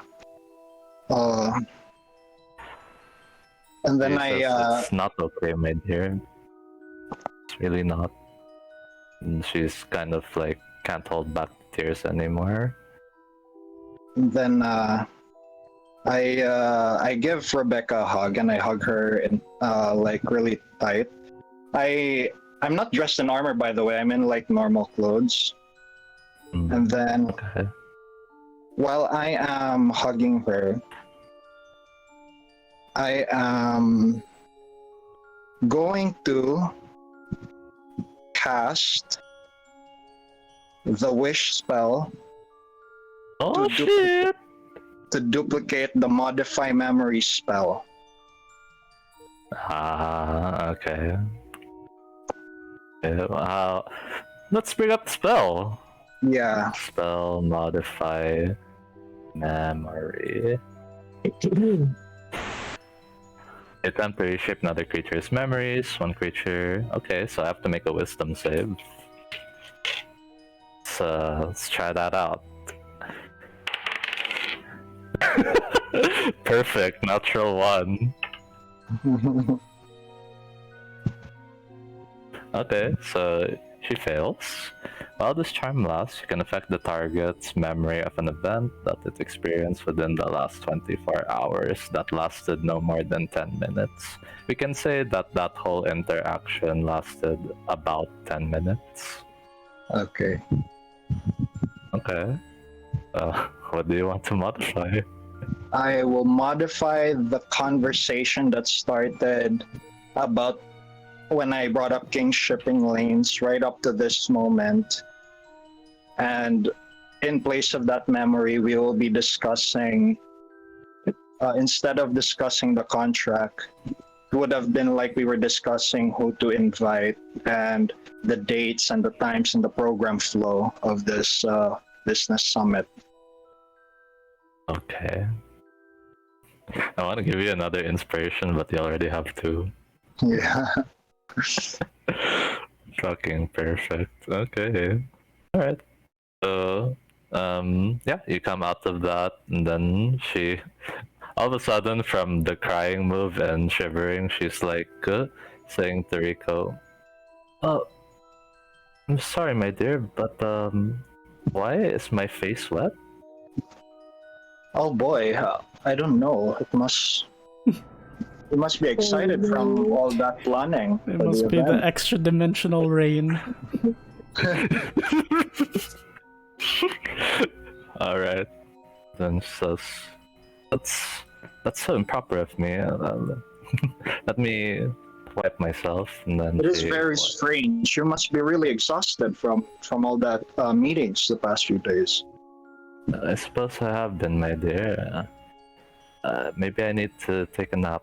I'll go back to my family tonight. Okay. Oh, won't you stay here for a while? I'm sure you could talk Revel to bed. He would like that. Hmm. Perhaps Revel could come with me tonight. My family and I have more things to discuss before we go to bed. Okay, all right. Just keep him safe. I will, love. Then kiss you on the cheek before she continues on her way. Okay. Oh my god. Raf, I'm so proud of you and so disappointed all at the same time. Uh, Okay. Alright.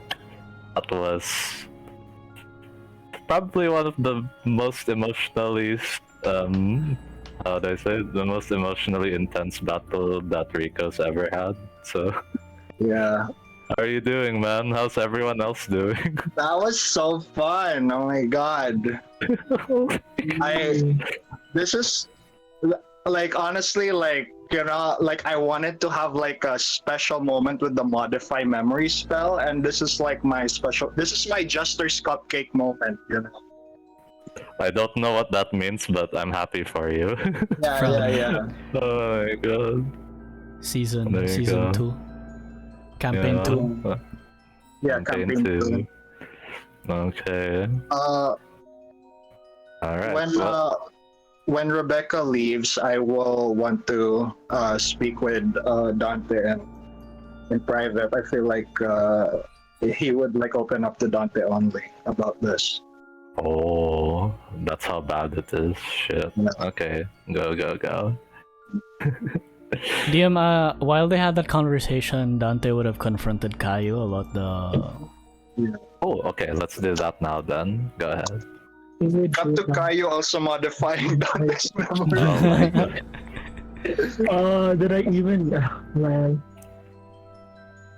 Dante's gonna come into the room and... What's Kayou doing? Playing the harp.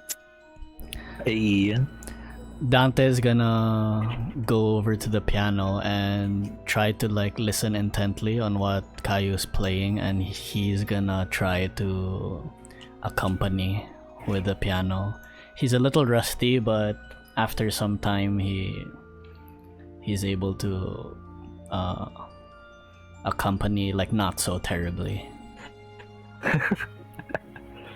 And then Dante just opens up with I never really got into piano, but my grandfather insisted that all of us learn how to play an instrument.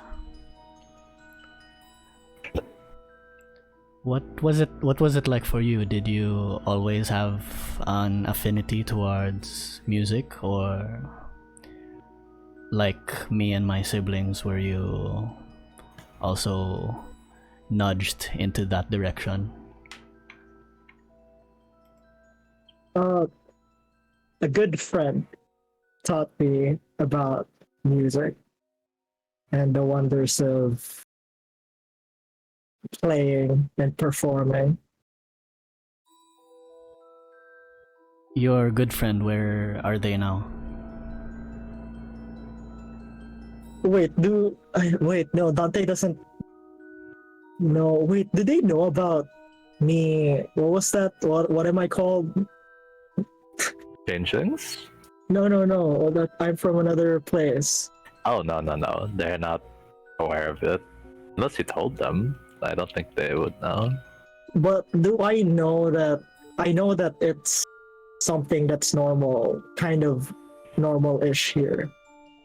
Would I know that it's kind of normal-ish here? No, I would say Okay. no. What's Then- normal? What? I don't know, like in his eyes, but in his eyes, he doesn't know that like phlogiston traveling is common here in Fenrir. Oh. Yeah. So like he wouldn't know that. As far as you're concerned, Kayou, like no one here. I've not met anyone who's Yeah, which is kind of silly because like if you had been here a few years earlier, you would have met Arturo, maybe. okay. So I guess I'll answer that with there's somewhere. I've been raised by my tribe to travel a lot, so I wouldn't know where this good friend is now, but I hope they're still performing, still happy. You above game. Kayou just came the first time we met Kayou. The whole thing, like, Dante's just gonna ask. Go. We met only a few days, right? Or has it already been like more than a week or like a 10-day? You've met in the 1st of Cathorn. Today is the 5th of Cathorn. Okay. It's only been 2 days, okay. So Kayou, we've only met a few days, and I didn't expect that you would be tagging along with us for this long. We only we have been seeing your usefulness in encounters socially and in combat, but why? What are your reasons for traveling? You mentioned that you come from a tribe of travelers, but what are your motivations? Well, to tell you, to be frank, I just want to be famous. She said that with a full honesty. There you Just go. want to be Yeah. famous. I'm just traveling the lands, making a name for myself.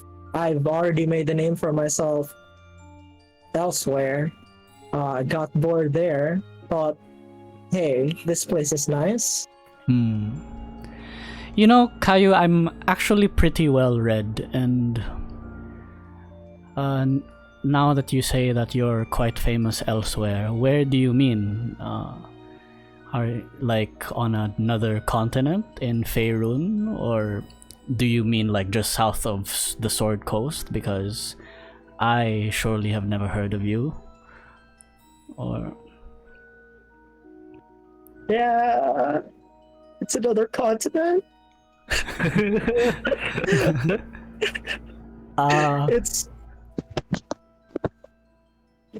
I I don't know mean, the- technically speaking, that's it is true. it's another continent. You wouldn't have heard of Technically it. speaking, I don't that's say true.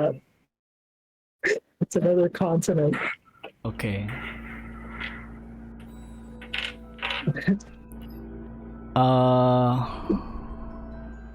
So at this point, like, Dante is just, he doesn't think that Kayou is hostile or anything. Dante's just suspicious in that why would Kayou need to like feel the need to like deceive others, and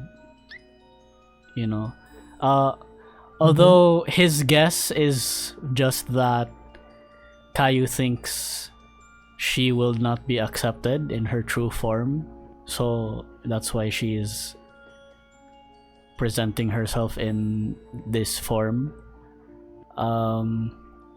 So Dante's gonna touch on that subject, I guess, to see how Kayou's gonna react. So Dante's gonna be like,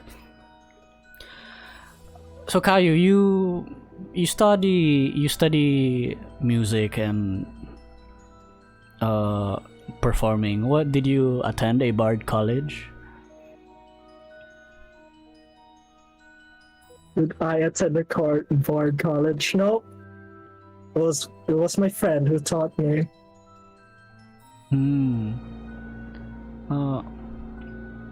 Forgive me if I'm being too forward, but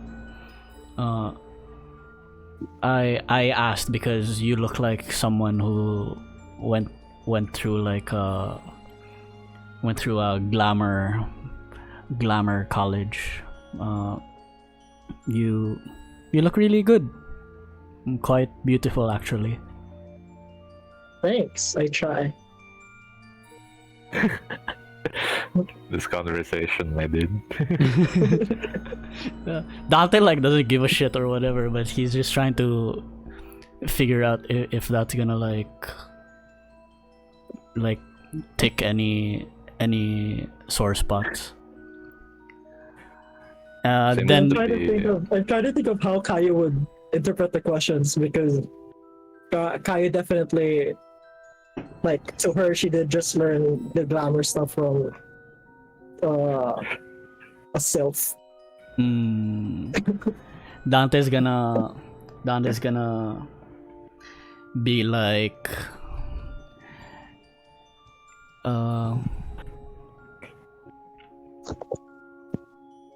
shit, I've got nothing, man. And I don't think Dante's the type to like actively confront Kayou about it, so Dante's just gonna leave it at that.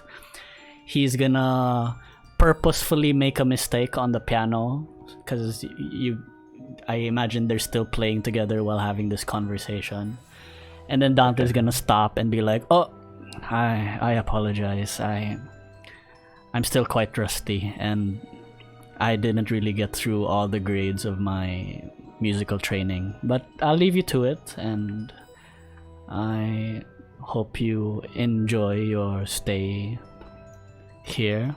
I'll see the progress with Rico now." Okay. Nice. Thank you, Dante, for playing with me. You played really well. You should don't put yourself down too much. Dante just bows his head slightly and then closes the door as he leaves. Aw, All right. there you go. When you leave, the room is full of water. Ah. Flooding down. When you open the door, like It water floods into in the room. Yeah, and Rebel's having a lot of fun. It's like, you're the bestest out of all of Daddy's friends. I know. I know.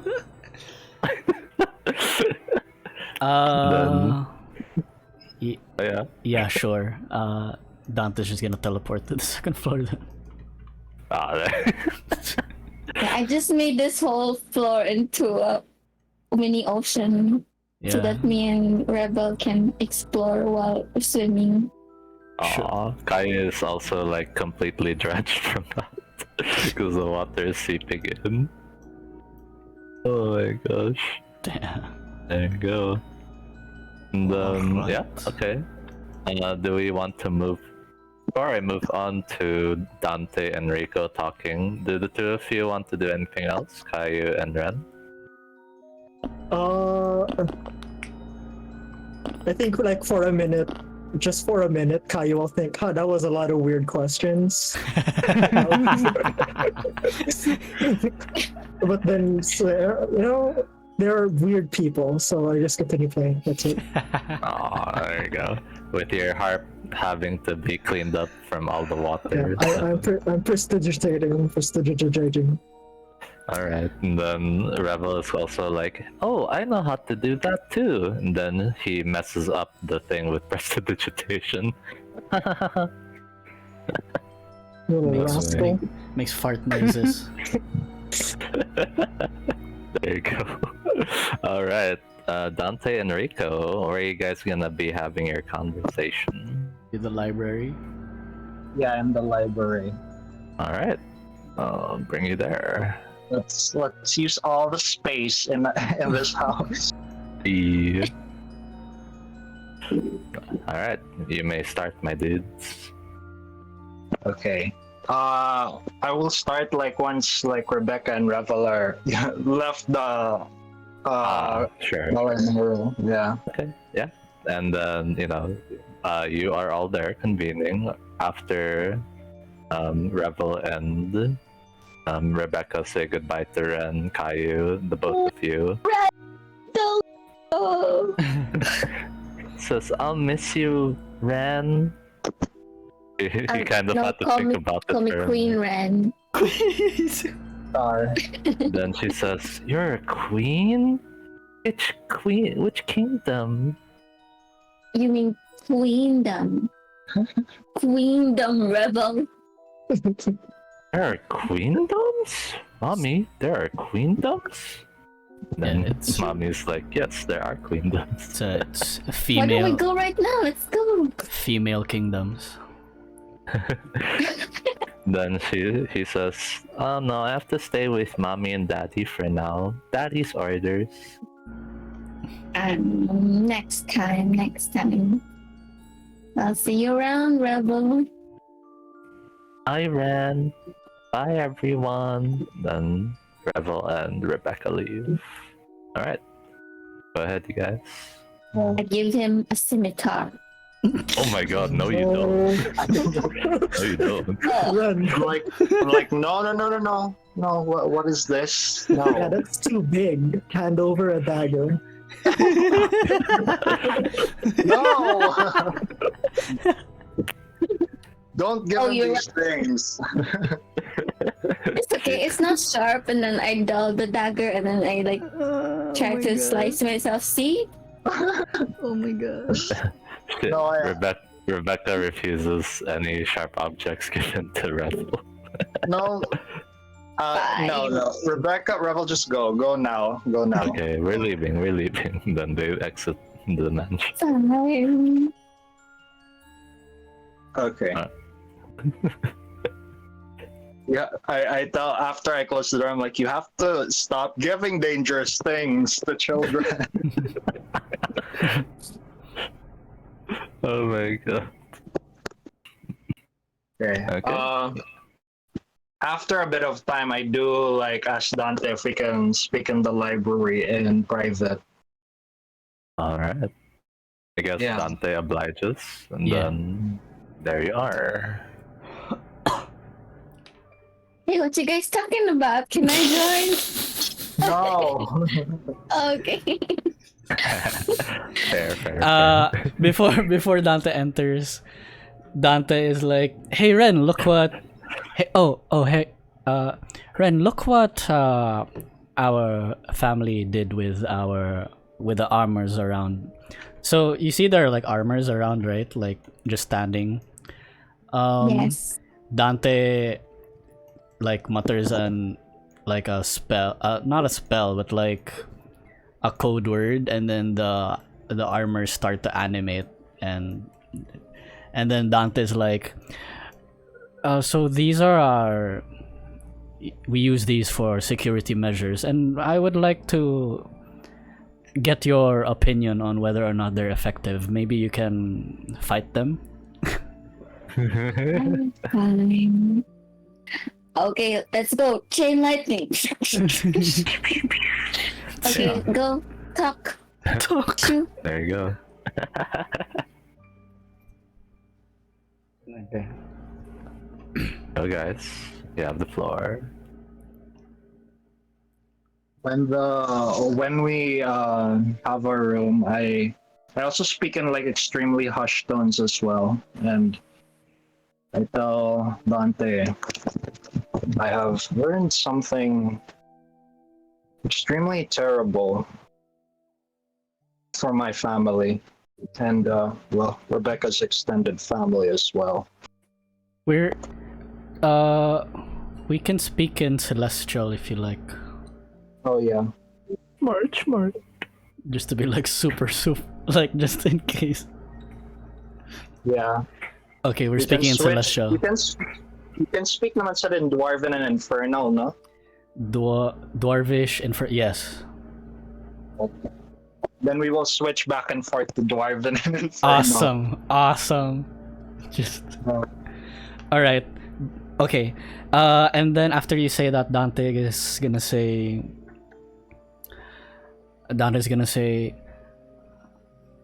I was hoping you would not have said that, but at the same time, I'm glad that we have found some progress in our investigations.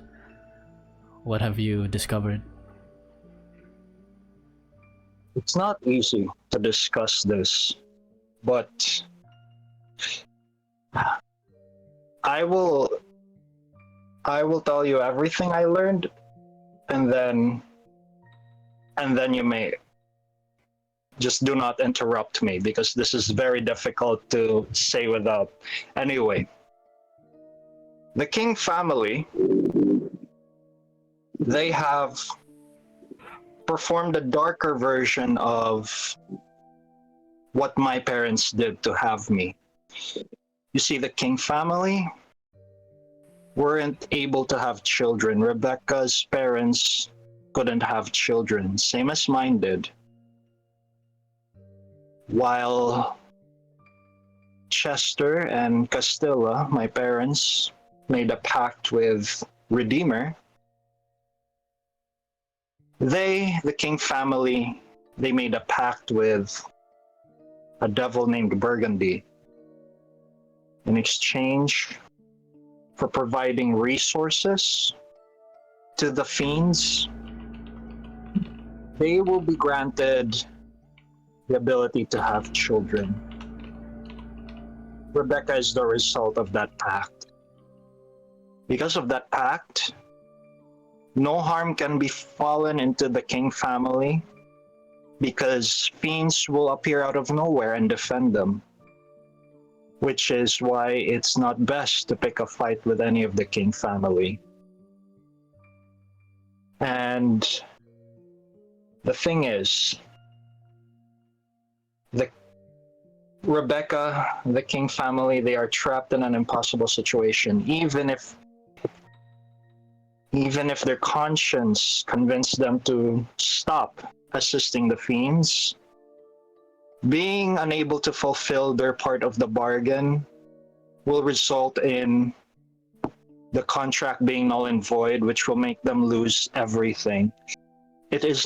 We do not know exactly what happens, but Rebecca fears that if somehow we force the King family to stop assisting the fiends, then Rebecca and my son Revel would be gone somehow. I don't know if they will die or if they will be erased from existence, but if we put a stop to the King family directly, it will not end well for my family. And that is the situation I am in. Also, as Rebecca revealed all of this to me, she was very upset at the impossible situation she is trapped in. So, as an act of mercy, I casted Modify Memory on her and took away her memories of the conversation. So now it is solely me who carries this burden. Well, and now you. Aw. Dante remains quiet for a bit, and he's thinking. And then he kind of like he looks like he's remembered something, as like, oh, you're supposed to say sorry. And then Dante's like, oh, I apologize, Rico, for what you are going through. But I wonder, do you know the exact contents of this contract? Was there a physical was there any physical evidence of this? There might be a loophole. DM, would it have been possible for me to keep a copy of the contract, or is Rebecca the only one who could summon it and like keep it for herself? Well, as soon as she was done reading it, she kind of like faded it out of existence. I see. Yeah. I tell Dante, like, unfortunately, Rebecca could summon it at will, but I can't keep a physical copy myself. And I don't remember the exact writing as well. It's a good thing you have a recording to review it. Shame. Oh wait, but Rico doesn't remember, or just Raffe? No. Would Rico remember all the words written to it? DM? Maybe not dot to dot, but then like you get the general gist of it. So Yeah. rewatch the recording as much as you like in order to really find like a loophole possibly. As your DM, I didn't design it with a loophole in mind, but if you find one, great. Do you DM, do you have like a written copy of it that we can read, or no? So yeah, I do have it written on my phone. But my suggestion is to watch the recording because it was intended for it to be only spoken and like read once with Rico. So that's kind of like the vibe I'm going for. Okay. Yeah. Did Rico tell? I think he didn't know. Rico told Dante that you modified the memory.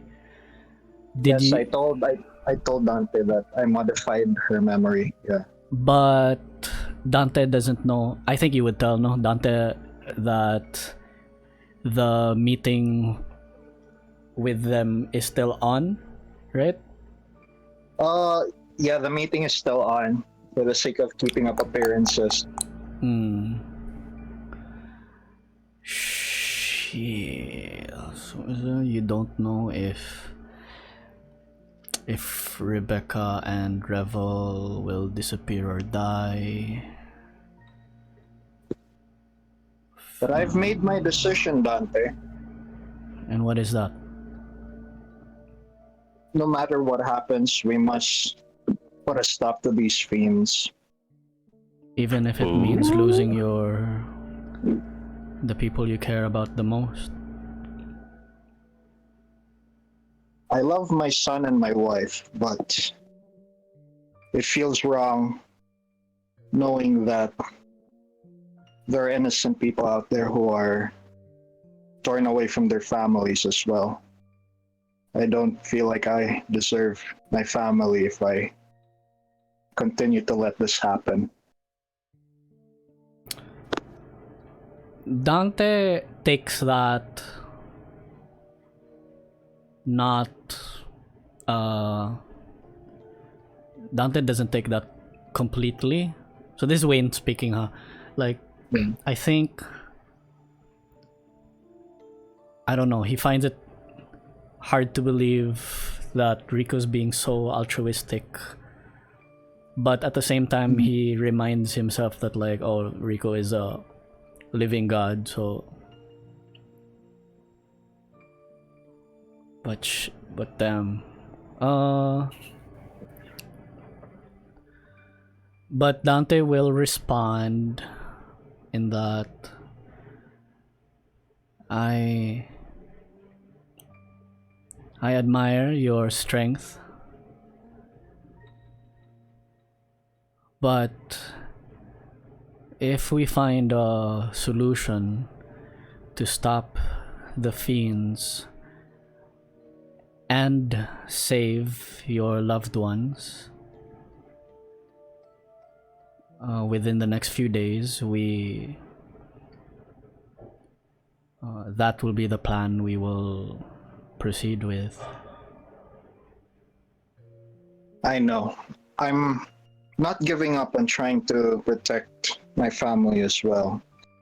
I'm just saying this out loud now so I can prepare myself if the worst happens. Oh, So, what are the next steps that we must take? We know that we will still be meeting with the kings in the next few days, and given what the knowledge that we have now, how do you want to approach this? My plan right now is to put an end to the person on top of this devil Burgundy. We must find him and kill him.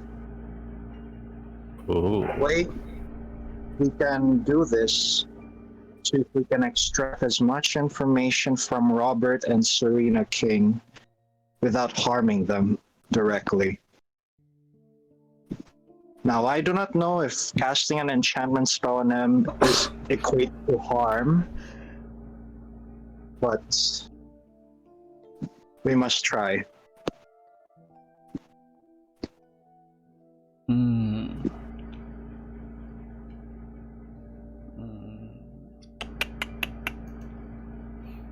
There is also another way we could do this without confronting the King family. I am right now at the peak of my powers, and I can cast a spell, the wish spell, and with it I could find a way to track divine down- all the information I need to find Burgundy, so we can go straight to him and murder him as well. What is, if we do this, what is stopping Burgundy from just hurting your family from anywhere he is? We do not know the extent of his powers. We do not know that he can quickly send minions to your loved ones while he is anywhere. If we show up to him with hostile intent and he knows who you are, there is still quite the risk involved. What I understand from the contract that Rebecca showed me is that I believe he will not harm the King family directly. And as for my family, like not cousin Knightley and my other associates, I could just plane shift them to the upper planes for safety. Just Okay.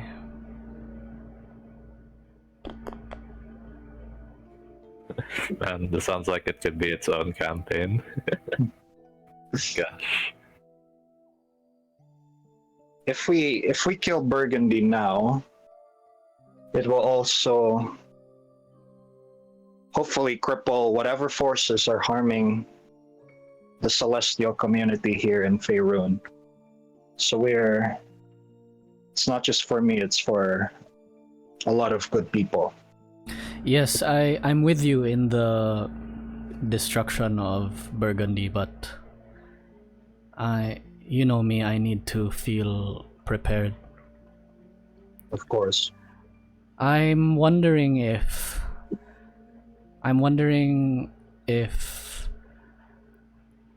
we can still extract some more information in the upcoming meeting with the other kings.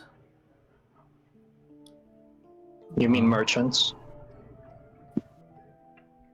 No, the upcoming meeting with Oh, right, the King family, the sorry. King family, yeah. Because they're named kings. It's okay, Ralph. Your confusion was understandable. So, what do you have in mind? So earlier today, I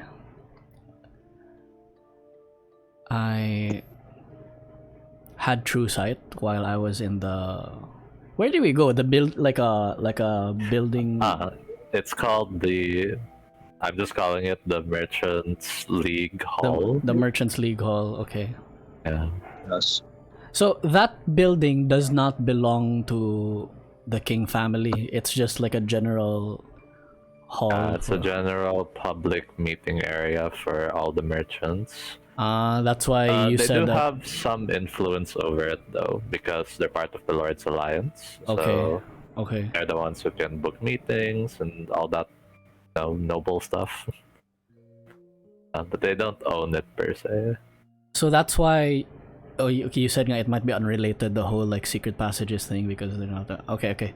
Yeah, that was me world building. So yeah, so the King family is connected with the Lord's Alliance, and we met someone from there, right? What's his name? Is it Malcolm, or is Malcolm from the Order of something, the Gauntlet? Joffrey Malcolm is from the Order of the Gauntlet, but he's not like, I don't think he's connected to the Lord's Alliance. That's another fact. Did we? Yeah.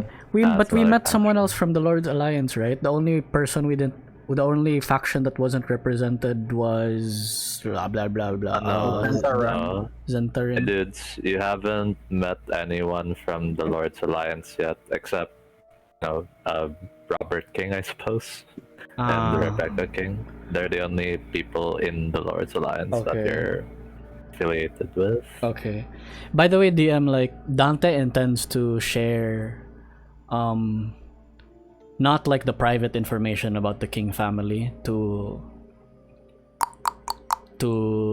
Darfin, but she would want to ask him about like if he has any information about Burgundy, about now also like with the Lord's Alliance. I see. Okay, he can tell you a few things. Do you want? He can't do. Okay. He can't do it now because we're in the mansion. Right. Yeah. So later on. So later. Okay. But yeah, just so you're prepared. Understood. So yeah. Guess I can chat that later. Yeah. No worries. Dante's just figuring out other ways to gather more information so that we can be more prepared. But Smart idea. So we have the Burgundy lead, and we can try to follow that and trace that. Dante understands that Rico has the wish spell that allows him to track them down and everything, but Dante doesn't feel that that's enough. Like I think like that's the last thing they do before they teleport to him or like go to him, because Dante wants to know their weaknesses. Dante wants to know if they care about other things and other people in case they need to have like some leverage over a devil, you know. Dante wants to know if they have like a true name, you know. That's the thing. Maybe Rico could like just wish for that Burgundy's information. Hey, you know what wish says, right? The more you ask for, the more that things could go wrong. I don't want my campaign to end before session 9, yo. Yeah. Just be careful there. So, Or, the worst that could happen is that you're shunted into an existence where what you wish for happens, and I don't want you to change characters all of a sudden. Yeah. Come on, man. So that's just everything going through Dante's mind right now, and it feels like the conversation halts to an end here, and every now and then when Dante remembers, Dante tries to console Rico, but he does a terrible job at like consoling. It's just- Yeah, yeah. yeah. 'Cause he's more of a like, I'm gonna figure out how to solve this problem. 'Cause that's the best way to console you. Yeah, it's like two logical guys, you know, who suck at consoling. Oh my Yeah. gosh. So when two besties are goal oriented and logical. yeah. There you go. Yeah, you have a stake in this too, Dante, I know, because like you just want all this shit to end. Yeah. Yeah. Yeah. He's also considering like, because of like the other people they've met before, so Rico can tap like the Could have absorbed it. the illithids, the archlich illithids. Dante can. Yeah. He doesn't want to, but he can talk to Larlock. So, Okay, I'll have to stop it right there because, to be fully transparent, I don't think we can fully and satisfyingly wrap that thread up okay. in this campaign. But, you know, we can make it be a mini campaign in the future. Because the more I hear it, the more that it sounds like it can be its own campaign. Yeah. Yeah.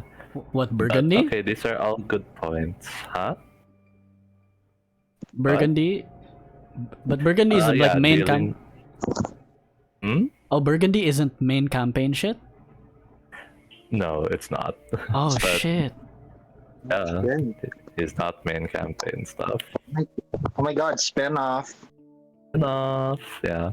Just to be fully transparent, okay? Like I don't want your expectations to be shattered. This is something that I cooked up because, you know, Just I wanted drama to for see what Rico. Rico would do. Yeah. Okay.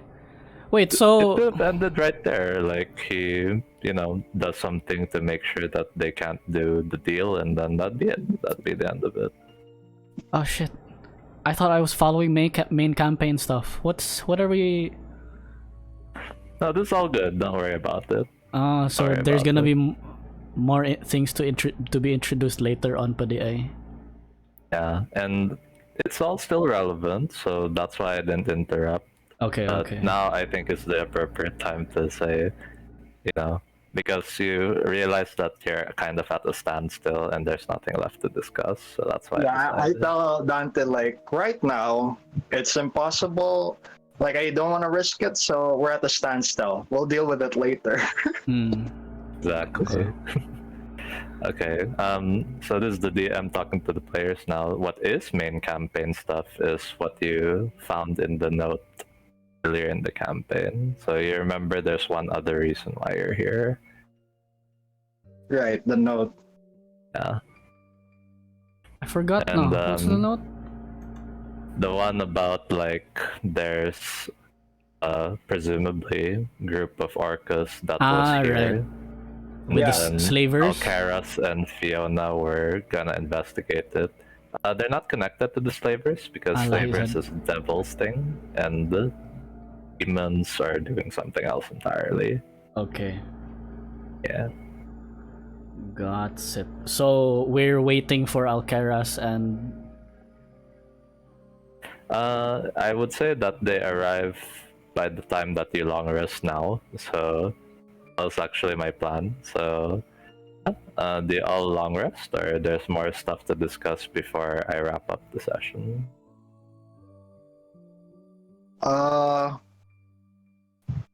I just want to say that before I long rest, Rico will have a dramatic scene of when he's alone. He will go to his room.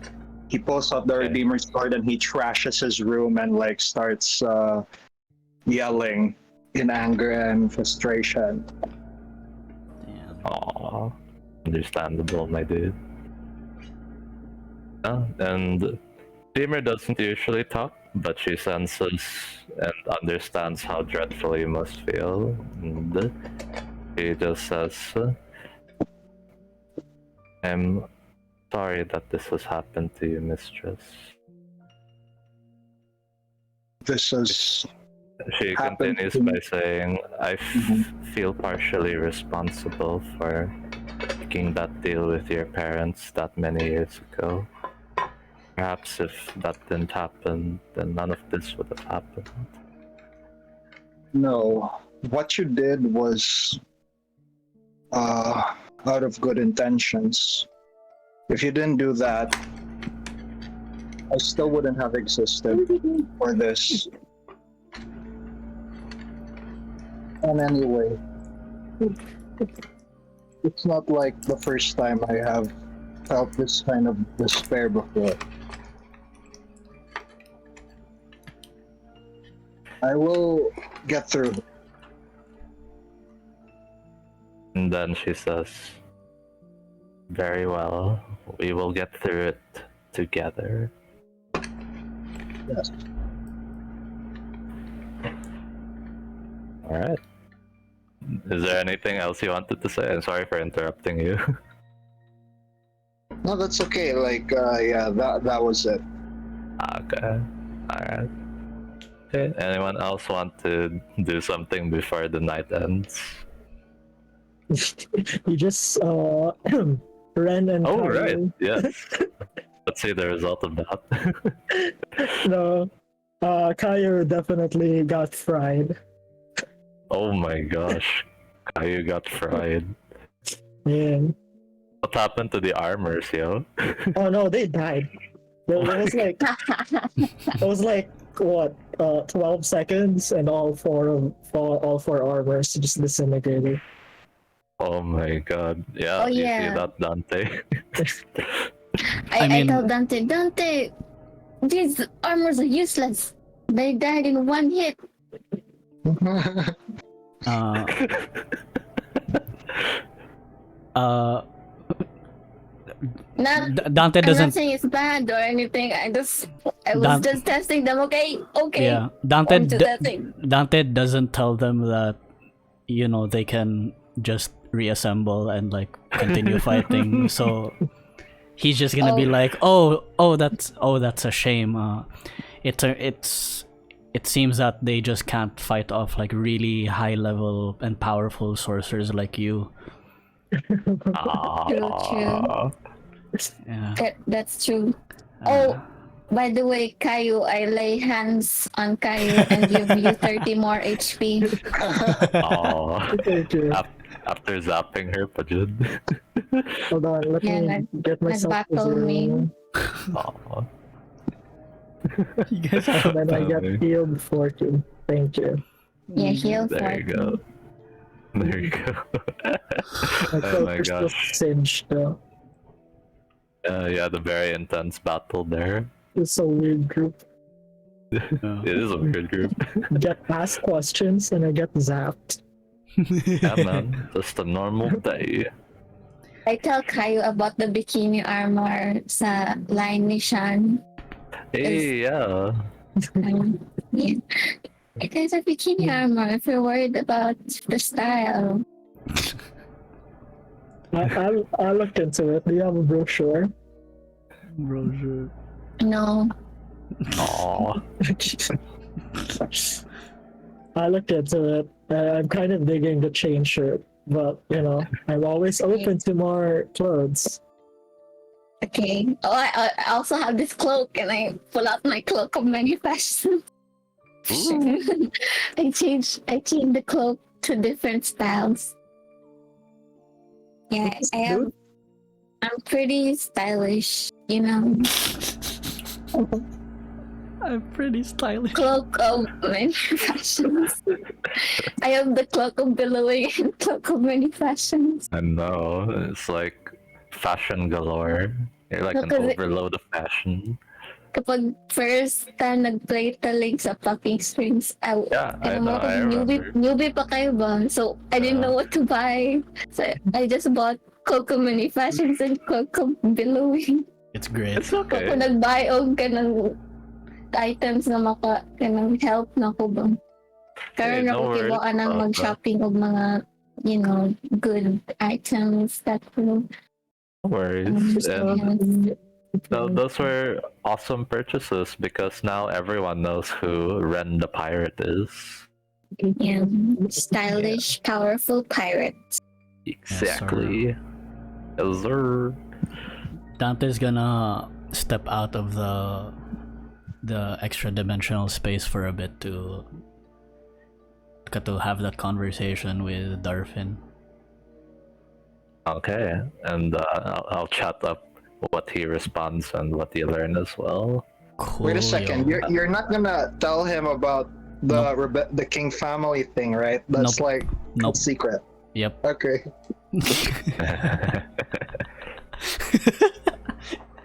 Please type it for me also. I can also recheck the recording, but like, yeah, just so that I can also start thinking about it later. Type the things he wants. Okay, sure. Actually, Ren- one other thing that's important Oh, is never what mind. exactly you'll tell him, because you know Okay. he might be curious or something. Turbo. There you go. All right, and then I guess everyone will sleep for the night. Good Can I ask for can I ask Dante? Dante, can you make like a binder with pictures on what we're supposed to do next? Ah. For me and documentation purposes. Not only for me, just well, actually, it's for me so that I know what we're supposed to do here. I'm not actually sure what we're supposed to do. It's for reimbursement purposes. Yeah. You want me to draft an action plan? Yes. Well, how 'Cause exciting! you're Thank so you. Yes. smart. Yes, Ren, I Thank you. believe that is the right thing to do. I'll get on it right away. Oh, good going. Let's go, Ah. Dante. Woohoo! Actually, yes, I Adventure I haven't written an action plan in quite some time. He gets excited about doing something Yes.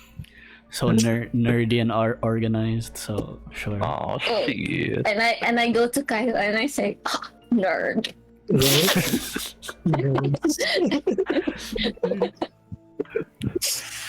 So Terrible. sure. Dante will. No, I'm just kidding. I'm taking love notes Dante. taking notes from Ren. That's Yeah. Kaya's learning how to manipulate the team. What? What? To mimic what? Oh my gosh. Mimic There you go. nobility? No, to What did you manipulate. say? To manipulate the manipulate. team. Okay. Okay. Taking notes. Oh my gosh. Okay. All right. Now I treat Kayou like a little sister. Oh, I just realized something. I don't know what the interior, like sunlight or whatever, looks like in the Morrow Manor. So I'm just gonna assume that there's a white fog everywhere. Yeah. Yeah. You guys, in the comfortable environment of Morrow Manor, sleep in the rooms that Dante provided for all of you. Rico, I think you would prefer your own bed though, so you exit and go to your bed in the house. Yeah. And then I had the dramatic scene. Exactly. Oh my gosh. Okay, so the next day now, the 6th of Catorn. So today's the 6th Long of rest? Catorn. Everyone long rest, so you cover all of the stuff. You can do your telepathy castings before bed and all these other things. Yes, sir. And spend so much spell slots. You did, yeah, you really did. Alright, More than Dante did. then even Dante, yeah, everyone. Rico uses freaking 9th level spell slot. Yeah, the wish spell. I know. Alright, so Just a copy of 5th level spell. it was important to you. That's what mattered. I was a 9th level, even an 11th level spell worth. Yeah. There you go. Alright. So here we are. It's the next day. You're closing up the Morrow Manor, getting ready for the next day. Whatever you might do, because it's still a few days away from the summit meeting. Eventually, in the front of your house, after you've eaten and discussed things and did your morning shenanigans with each other, because my goodness, there was a lot of like weird stuff happening in that manner. You're approached by Fiona and Alcaraz. Oh. Then they said, "Finally, we've been looking for you the whole time. We were worried that you didn't reach Baldur's Gate or something might have happened to you." Speaking to everyone in the party, this is Alcaraz talking. And he said, Fiona will say now, "Well, that note that we found, it seems to be that, well, we learned that some things are going on here. The hands of Orcus, the wings of Orcus, and the fangs of Orcus. I think we believe that all of them are meeting here for some reason. And that spells disaster for Baldur's Gate." And all right, they're all assembling here for something. Do you know where they are? That's what we're trying to figure out. Okay. We're going to be investigating the cities. I hope that all of you are free. Yes. All Yes, right we are. then. We don't have much time. I fear that they're onto something, and they're onto something big. Have to investigate the city. Any place in mind? You know where we could start? They say, "We honestly don't know where to start, but perhaps a good place to start would be the temples or the guilds. But All right. understand that if all three factions are here, and if assuming that there are people here that are actually followers of Orcus, then we really have our work cut out for us." Then Okay. at this point they kind of ask, "Is there anything that you all learned before you got here?"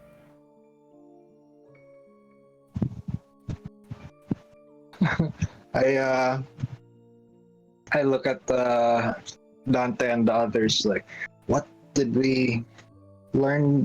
Yes, again, because sorry, I had Rough night. some difficult conversation yesterday, so Up to you. Don't know anything about that. Yeah, above game DM, the last thing I remember as Wayne was they left when we were in that like underground and we fought like that giant worm or something. Yeah, and also when N appeared, mocking and also threatening Wren. Right. In a way warning her. So that's what happened. Which like I think Dante will info Darfin that and contacted them. And then after that we went to Aquamarina and fought the Kraken. on like it's like that's unrelated, right? They might still want to hear about it, so it's up to you what you want to share. So sure, we'll share that. We fought a giant octopus crab. We fought a Kraken, and it was assisted by a coven of hags. We killed 2 of the hags, but one of them managed to plane shift away. Which was also quite odd, no? Like how hags underwater? I mean, naadi I know katong sea hags. Sea hags. But the mention that they were wearing what do you call that? The cloak of the manta ray. So Yeah.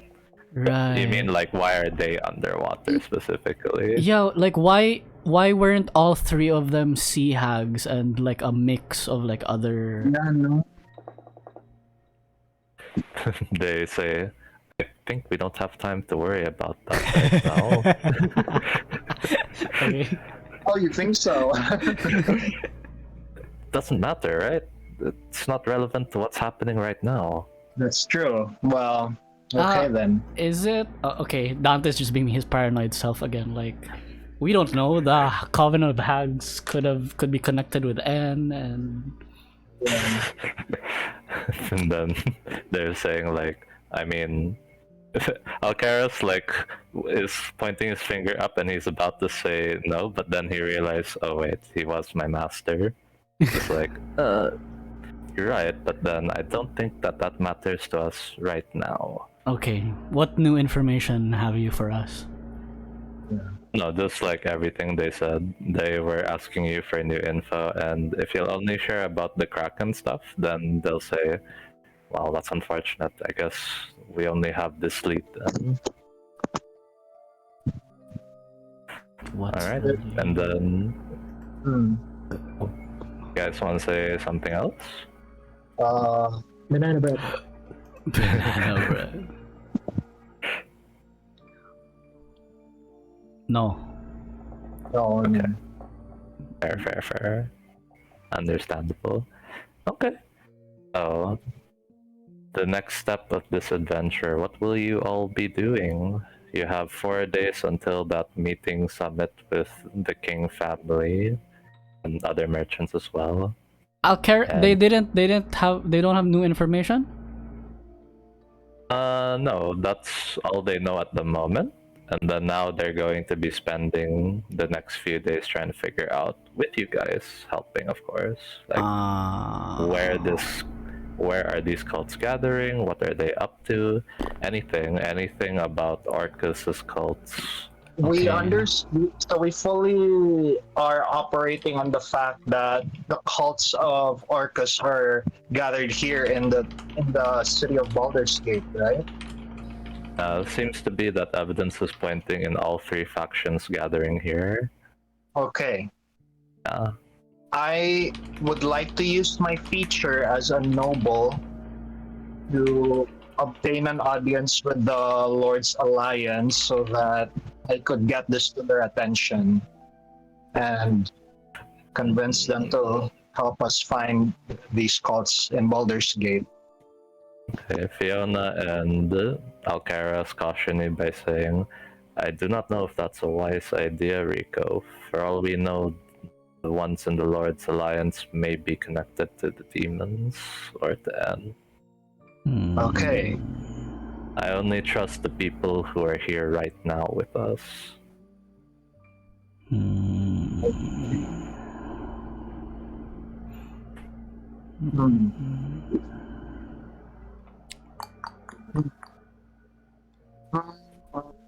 Okay. He says also, looking at Dante, you know how far-reaching this man's influence is, referring to N. You can't take any risks. No. Dante's just waiting for a response from Darfin. No worries. I'll tell you what. Yeah, he doesn't express that though. Like he doesn't tell You're keeping Alcaraz. it all in your head. Yeah. No worries, I understand how this works. Okay, I will wrap up the session here because there's a lot to think about and a lot to unpack. So you can chat with each other and spend a bit of time in the next session discussing what's your plans. Yes, But I'll do a bit of a sir. time skip because we don't have to fully roleplay all the details of how you gather the info. So by next session, we're gonna jump straight into the action, and we'll see what happens. This is the session just before the interlude, so shit's gonna go down. Yeah, get ready for that. Alright, Get so ready. with that, Karas ends the session by saying, there's no one that we can trust because N has far-reaching influence. It's going to be up to everyone here right now, right here. Okay. GG's. All right, and we're gonna end the session there. GG, everyone. Woo! GG. Great RP from everyone. Yeah. Great shit. Good job, DM. Thanks. I was a bit worried that you guys might actually straight up fight the King family. It's like, oh man, are they gonna do this? Shit. G. Good stuff. Jeez. We've been Because very yeah. awkward, you know, like Rebecca's like, yeah, we work with the fiends, and then Rico's like, oh, that's too bad, and then shoots her, and then a fiend appears. Guys, like, this is why I said that I wasn't 100% prepared for this session, because there were so many ways that could have gone.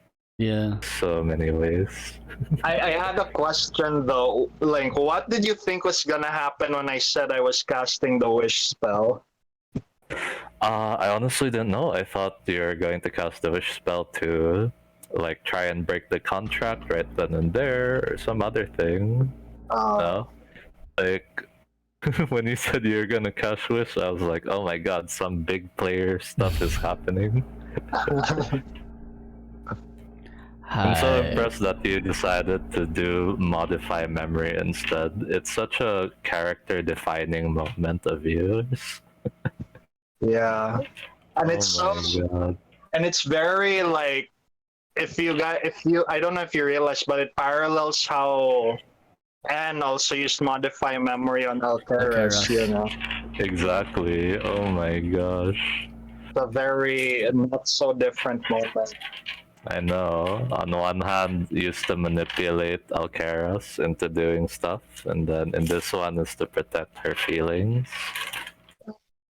Crazy, man. Raffe, congratulations to you, man. And congrats to everyone. Like, holy shit. That was such a roleplay heavy session. I hope everyone's okay. Like, everyone's not emotionally drained. I am shocked, but you know, as a player, I'm like, oh my god, the drama, you know. I love it. I love the drama. My god, I wanna. If only I could draw, man. I'm imagining an illustration of like Rico just like holding Rebecca's face, and then on one hand, on his other hand, he's just ripping away the memory. They're like wisps of memories out of her mind, you know, while casting.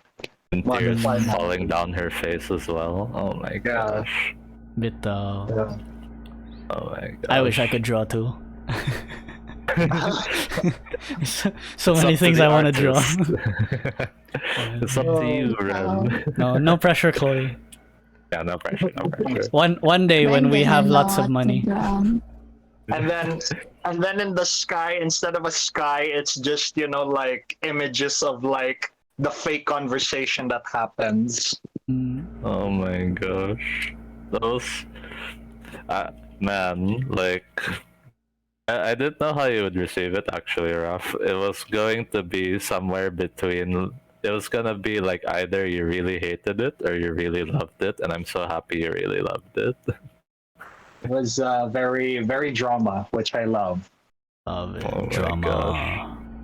Do you feel like your character Rico has been realized now that that's happened? Because I feel like he's gotten to that point now. He's a big boy now.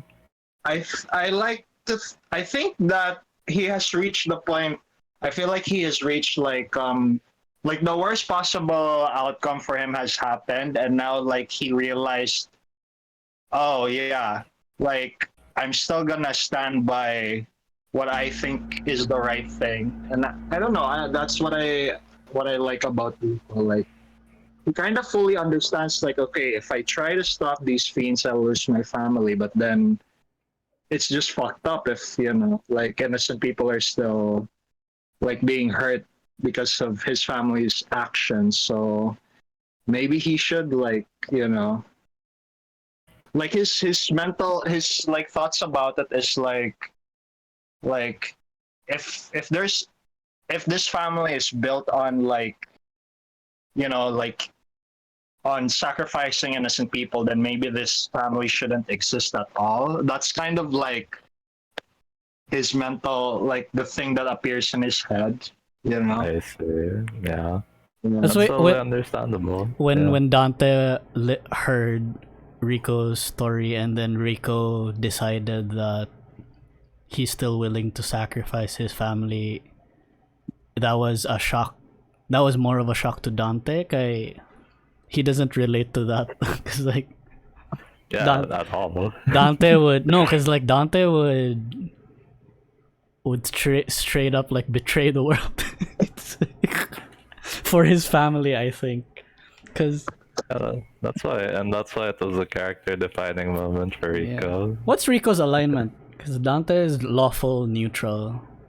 He's not. His, I always like to think he was like neutral good, but I feel like I like to think neutral good siya because he's capable of like he has no problems like doing things that are bad for the sake of greater good. Right.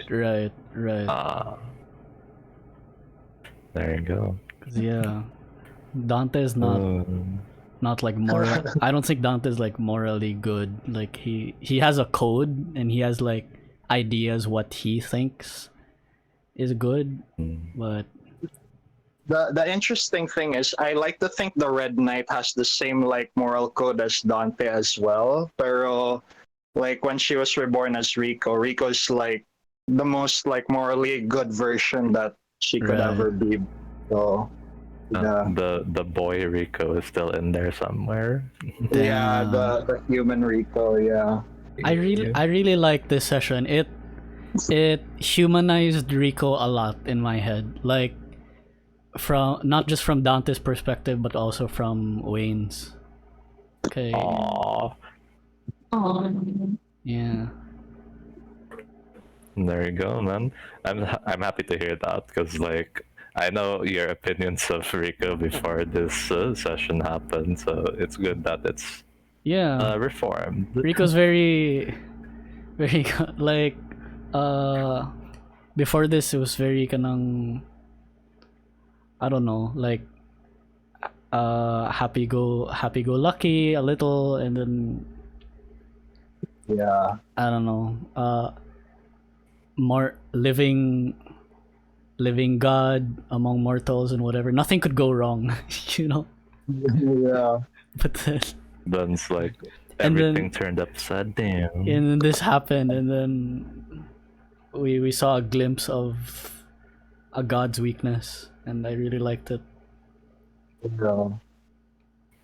All under his nose too. Like he didn't know any of this until today. Yeah. Oh my gosh. Dope, man, dope, so dope. Yeah. Dude, I want to have a moment like that for every character, but it's really difficult. Oh my gosh. In Don't- Rico's case, I had a lot of things to work with because of how much Raffe wrote, so I'm super thankful for that. And then, Yeah. yeah, for Kayou, Wren, and Dante, like, Dante's had plenty of moments, and you have more moments to come. It's in Kayou and Wren's case that I have a bit of difficulty with. I Don't feel like it's hard for Kayou because Kayou's not even from here. It's true, yeah. don't give Maybe her Dan. whole arc is like making a home here, finding a home in Fenrir. Bitaw. Ooh. But he doesn't. She's a nomad. Like she doesn't stay in one place. Like that's. No, that's the development. It's like, It's okay. You can still be an iconic character. I mean, Toph had like no development, but she was still fun. That's true. She doesn't have to be iconic. She just needs to be famous. Okay. Yeah. True. Yeah. Okay. No one. Ren. We've not met a high elf yet, right? Because that's the only thing. I forgot. Oh, Ren is a half elf, right? You're not a. Yes, Oh, I'm a wow. sea elf, half sea elf. Okay. mm, Back in Ether when Kayou kind of hates elves oh shit. because elves experiment on changelings. No wonder why you didn't like Satan. Yeah. I think I should probably send Linc this. Sure. And there might be a chance yet because we have one high elf that Dante is very fond of. Yeah. Oh no. Oh. And Dante is the one who figured out my.